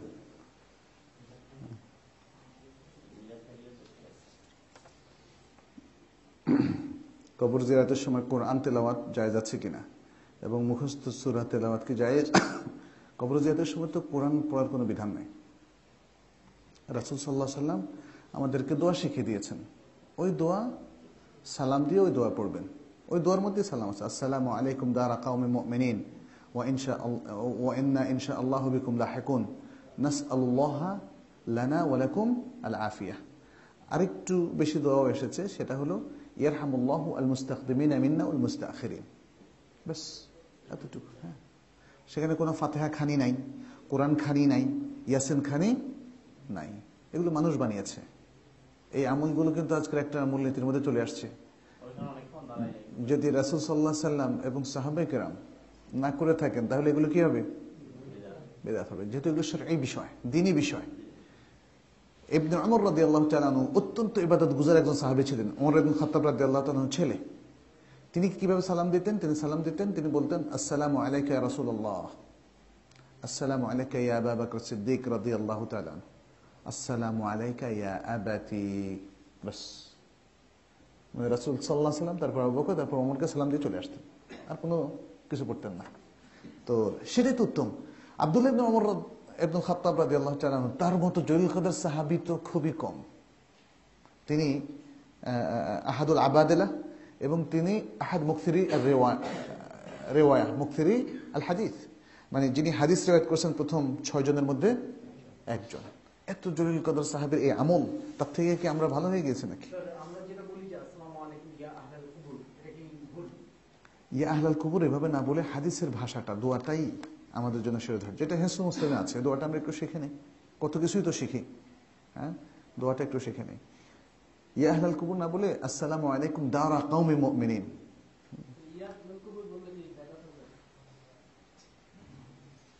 না, এটা বললে একদম বেদাত হবে না বলেই প্রতীয়মান হয়। কারণ যখন কেউ কবরের সামনে যাবে তখন কবরবাসীকে সরাসরি সম্বোধন করা জায়েজ আছে। যে কারণে আসসালামু আলাইকা ইয়া রাসূলুল্লাহ, রাসূল সাল্লাল্লাহু আলাইহি ওয়াসাল্লামের কবরের সামনে এটা বলা জায়েজ আছে, দূরের জায়েজ নেই। আর আব্দুল্লাহ ইবনে ওমর রাদিয়াল্লাহু তাআলা তিনি 3 জনকে সম্বোধন করেছেন। অতএব কবরবাসী সবাইকে আপনি একসাথে সম্বোধন করা, এটা তাহলে জায়েজ এবং এটা বেদাত হবে না। কিন্তু আমরা বলেছি যে সবচেয়ে উত্তম আদর্শ হচ্ছে রাসূল সাল্লাল্লাহু আলাইহি ওয়াসাল্লাম আদর্শ। তিনি যে দোয়া শিখিয়ে দিয়েছেন তার চেয়ে উত্তম দোয়া হতে পারে না। অতএব আর সেটা করলে আমি একদম নিশ্চিন্ত থাকি, জানাজার নামাজের পর 40 কদম হাঁটা জায়েজ কিনা, মানে 40 কদম পর্যন্ত একটা বিষয় আছে। 40 কদম হাঁটা পর্যন্ত, তারপর তার প্রশ্নোত্তর শুরু হয়। কিন্তু হাঁটবেন কেন? আপনি হাঁটবেন কেন? আপনি তো এমনি যাওয়ার, মানে এটা হচ্ছে একটা সময় বোঝানো উদ্দেশ্য। দাফনের কতক্ষণ পরে তার প্রশ্নোত্তর সোয়াল জবাব হয়। কিন্তু আপনাকে তো হাঁটতে বলা হয়নি। আপনাকে এবং আরো যারা দাফন কার্য সম্পাদন করেছেন তারা 40 কদম হাঁটবেন আর এতে তার কোনো উপকার হবে এমন কিছু নাই। অজু করার পর আয়না দেখলে অথবা কোনো বেগানা নারী বা টিভিতে কোনো বেগানা নারী দেখলে অজু ভাঙবে কিনা? না, ভাঙবে না, কারণ এমন কোনো কিছু আসেনি শরিয়াতে। এক্ষেত্রে নতুন করে অজু করতে হবে কিনা? হবে না। সুন্নত তরিকায় টুপি কেমন পড়তে হবে? টুপির পরিবর্তে মাথায় রুমাল দেওয়া জায়েজ কিনা? টুপিটা কোনো তরিকার টুপি না হওয়া চাই, ব্যাস, তাইলেই চলবে। আপনার যে কোনো টুপি চলবে, ব্যাস কোনো আহলুত তুরুক, আহলুল বিদআহ মানে যারা বিদআতি তাদের টুপির মতো না হওয়া চাই। কারণ কিছু লোক আছে, বিদআতি কিছু গ্রুপ আছে, তারা স্পেশাল টুপি বানায়। আপনি তাদেরকে অনুসরণ করলে বিদআতিদেরকে অনুসরণ করলেন, এই কারণে সেটা নিষিদ্ধ। আদারওয়াইজ টুপির মধ্যে আসলে এমন কোনো সাইজ নাই যে এই সাইজের টুপি হতে হবে। রাসূল সাল্লাল্লাহু আলাইহি ওয়াসাল্লাম এগুলোকে ওপেন রেখে দিয়েছেন, এগুলো ওপেন। আমাদের আরো কিছু মূলনীতি আছে। শরীয়ত যেটাকে ওপেন রেখে দিয়েছে সেটাকে স্পেসিফিক করা নিষিদ্ধ। স্পেসিফিক করলে সেটা বেদাত হবে। শরীয়ত যেটাকে স্পেসিফিক করেছে সেটাকে ওপেন করাটা নিষিদ্ধ এবং সেটা বেদাত হবে। খুব এই জন্য আপনি যদি মনে করেন, এই যেমন আপনি যে টুপিটা পরেছেন, সো কেন প্রবলেম, কিন্তু যদি বলেন যে এই টুপিটাই ভাই আপনারা পরেন, তাহলে 1000 গুণ বেশি সওয়াব হবে, তাহলে বরবাদ, তাহলে বরবাদ। আচ্ছা, ফরজ সুন্নত নফল নামাজের পর হাত তুলে দোয়া করা, এক্ষেত্রে কি? এটা তো আমি বলেছি মনে হয় না? আচ্ছা আচ্ছা। আমার পূর্বপুরুষগণ ইন্তেকাল করেছেন, এখন যে মুরব্বীগণ বেঁচে আছেন সবাই বলেন যে তাদের জন্য দোয়া করার কথা বলে। তাদের জন্য দোয়া করতে পারেন আপনি। এখানে তাদের জন্য দোয়া দুরুদ পড়ে। আমার প্রশ্ন, দুরুদ শরীফ কিভাবে পড়বো? আচ্ছা, এখানে আপনি দুরুদ, তাদের জন্য দুরুদ পড়বেন কেন? দুরুদ তো এটা রাসূল সাল্লাল্লাহু আলাইহি ওয়াসাল্লামের জন্য দোয়া, আল্লাহুম্মা সাল্লি আলা মুহাম্মাদ ওয়া আলা আলি মুহাম্মাদ ইত্যাদি। এটা তো রাসূল সাল্লাল্লাহু আলাইহি ওয়াসাল্লাম এবং ইব্রাহিম আলাইহিস সালামের উপর যেভাবে করেছেন সেভাবে। মূলত দোয়াটা কার জন্য? রাসূলুল্লাহ সাল্লাল্লাহু আলাইহি ওয়াসাল্লামের জন্য। আর ইব্রাহিম আলাইহিস সালামের প্রসঙ্গটা আসতেছে, যেভাবে আপনি তার উপরে রহমত করেছিলেন, যেভাবে তার উপর বরকত এবং তার বংশধরদের উপর বরকত দিয়েছেন, সেভাবে মুহাম্মদ সাল্লাল্লাহু আলাইহি সাল্লামের উপর এবং তার পরিবারের উপরে বরকত দান করেন।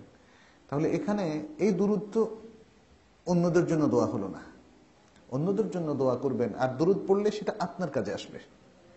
দুরূদটা যেহেতু একটা ইবাদা, এটা আসসালাতু আলা নবী সাল্লাল্লাহু আলাইহি ওয়াসাল্লাম, এটা একটা ইবাদা, এটা একটা সওয়াবের কাজ। এবং দুরূদ রাসূল সাল্লাল্লাহু আলাইহি ওয়াসাল্লামের উপর প্রেরণ করার জন্য উদ্বুদ্ধ করা হয়েছে। ইন্নাল্লাহা ওয়া মালাইকাতাহু ইউসাল্লুনা আলা নবী ইয়া আইয়ুহাল্লাযীনা আমানু সাল্লু আলাইহি ওয়া সাল্লিমু তাসলিমা, এটা ইবাদা, এটা কোরআনের নির্দেশ।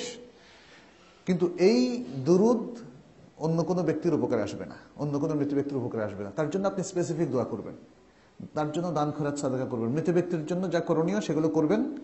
আর বিশেষ করে দোয়া, তার জন্য আপনি দোয়া কবুলের সময় দোয়া করবেন আপনার পূর্বপুরুষ, আপনার দাদা, আপনার বাবা, আপনার মা, সবার জন্য, তাহলে সেটাই কাজে আসবে।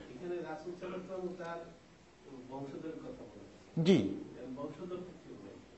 না, আছে আছে রাসূল সাল্লাল্লাহু আলাইহি ওয়াসাল্লাম বংশধর হচ্ছে তার মেয়ের দিক থেকে যারা, জি, ওনার আহলুল বাইত। আহলুল বাইত হচ্ছে তারা রাসূল সাল্লাল্লাহু আলাইহি ওয়াসাল্লামের স্ত্রীগণ এবং তার মেয়েরা আহলুল বাইতের মধ্যে, এবং মেয়ের সন্তানেরা, এরা সব আহলুল বাইতের মধ্যে। এটা মুত্তাফাক আলাইহি মাসালা, মানে একমত উলামায়ে কেরাম।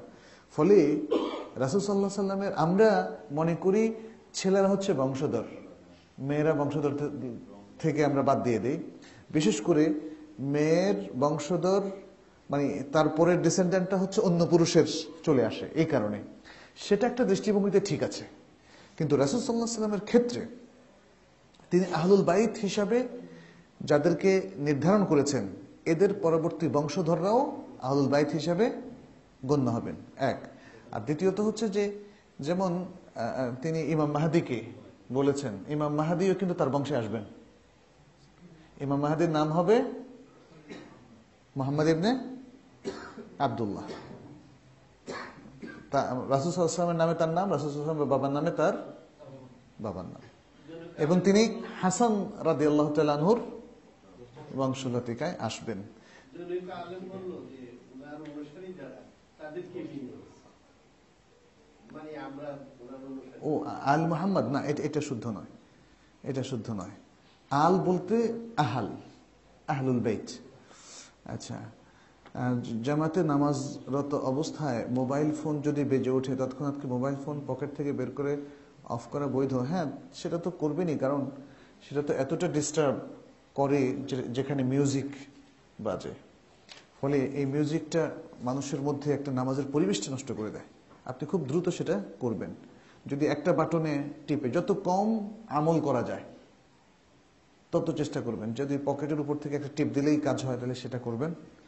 আর সবচেয়ে ভালো হচ্ছে যদি আপনি সাইলেন্ট করে রাখতে পারেন নামাজের আগে, প্রত্যেক নামাজের আগে, জামাতের আগে আপনি সাইলেন্ট করবেন, এই অভ্যাসটা করবেন। আর এখানেও আমাদের একটা উদাসীনতা লক্ষ্য করা যায়, তবে আলহামদুলিল্লাহ মসজিদে যদি লেখা থাকে সেটা একটু ভালো। মসজিদে লেখা থাকলে মানুষের জন্য রিমাইন্ডার হয়। আর আমার মনে হয় যেন অধিকাংশ মুসল্লি এখন বন্ধ করে অথবা সাইলেন্ট করে। এই জোহর ও আসরে ইমাম আস্তে কেরাত পড়ে কেন? কারণ এটা রাসূল সাল্লাল্লাহু আলাইহি ওয়াসাল্লামের সুন্নাহ এবং তিনি এভাবেই পড়তে বলেছেন, এটা হচ্ছে মেন কারণ। এছাড়া কিছু যুক্তি দেওয়া হয়, কিন্তু যুক্তিটা এখানে গ্রহণযোগ্য নয়। যুক্তিটা ঠিক হতে পারে, নাও হতে পারে। আমরা যে কোনো ইবাদতের ক্ষেত্রে আত-তাআব্বুদ, এটাকে বলা হয় আস-সাবাবু হুয়া আত-তাআব্বুদ, অর্থাৎ এইভাবেই শরীয়তের নির্দেশটা এসেছে, এই জন্য আমরা এভাবে করি। আমরা 4 রাকাত নামাজ জোহরে পড়ি কেন, 2 রাকাতের পরে বসি কেন, এগুলোকে যুক্তি দিয়ে বিচার করাটা আসলে উচিত নয়। কেউ কেউ যদিও করেছেন, ফিকহ কিতাবে আপনি পাবেন, কিন্তু সেখানে কোনো শরীয়ত নেই। আজকে এই পর্যন্ত রাখি আমরা, না? ইব্রাহিম আলাইহিস সালাম কি জাতির পিতা না, মানে রাসূলের আদির পিতা না? আমাদের সবাই মিল্লাতা আবিকুম ইব্রাহিম, তার উম্মতের সহ সবাইকে বলা আছে। মাদারে একটা দেখছিলাম, শুনছি বলছেন যে রাসূলের পিতা ছিল আমাদের না। যাই হোক, এটা একটা দৃষ্টিভঙ্গি। মিল্লাতা আবিকুম, রাসূলের তো আদি পিতা ছিলেনই, কারণ ইসমাইল আলাইহিস সালামের বংশধরে মুহাম্মদ সাল্লাল্লাহু আলাইহি ওয়াসাল্লাম এসেছিলেন, আর ইসমাইল সাল্লামের বাবা ছিলেন রাসূলুল্লাহ সাল্লাল্লাহু আলাইহি ওয়াসাল্লাম, সরি ইব্রাহিম আলাইহিস সালাম। তো অতএব তার আদি পিতা তো ছিলেনই, কিন্তু এখানে বলা হচ্ছে মিল্লাতা আবিকুম, মিল্লাতা আবিকুম ইব্রাহিম। যাই হোক, এটা হয়তো এক একজনের এক এক দৃষ্টিভঙ্গি এটা হতেই পারে। তো আমরা এই পর্যন্তই রাখি। হাদা ওয়াসাল্লাল্লাহু সাল্লাম আলা নবিয়িনা মুহাম্মাদিন ওয়া আলা আলিহি ওয়া সাহবিহি আজমাইন। আসসালামু আলাইকুম ওয়া রাহমাতুল্লাহি ওয়া বারাকাতুহু। সুবহানাকাল্লাহুম্মা ওয়া বিহামদিকা আশহাদু আল্লা ইলাহা ইল্লা আনতা আস্তাগফিরুকা।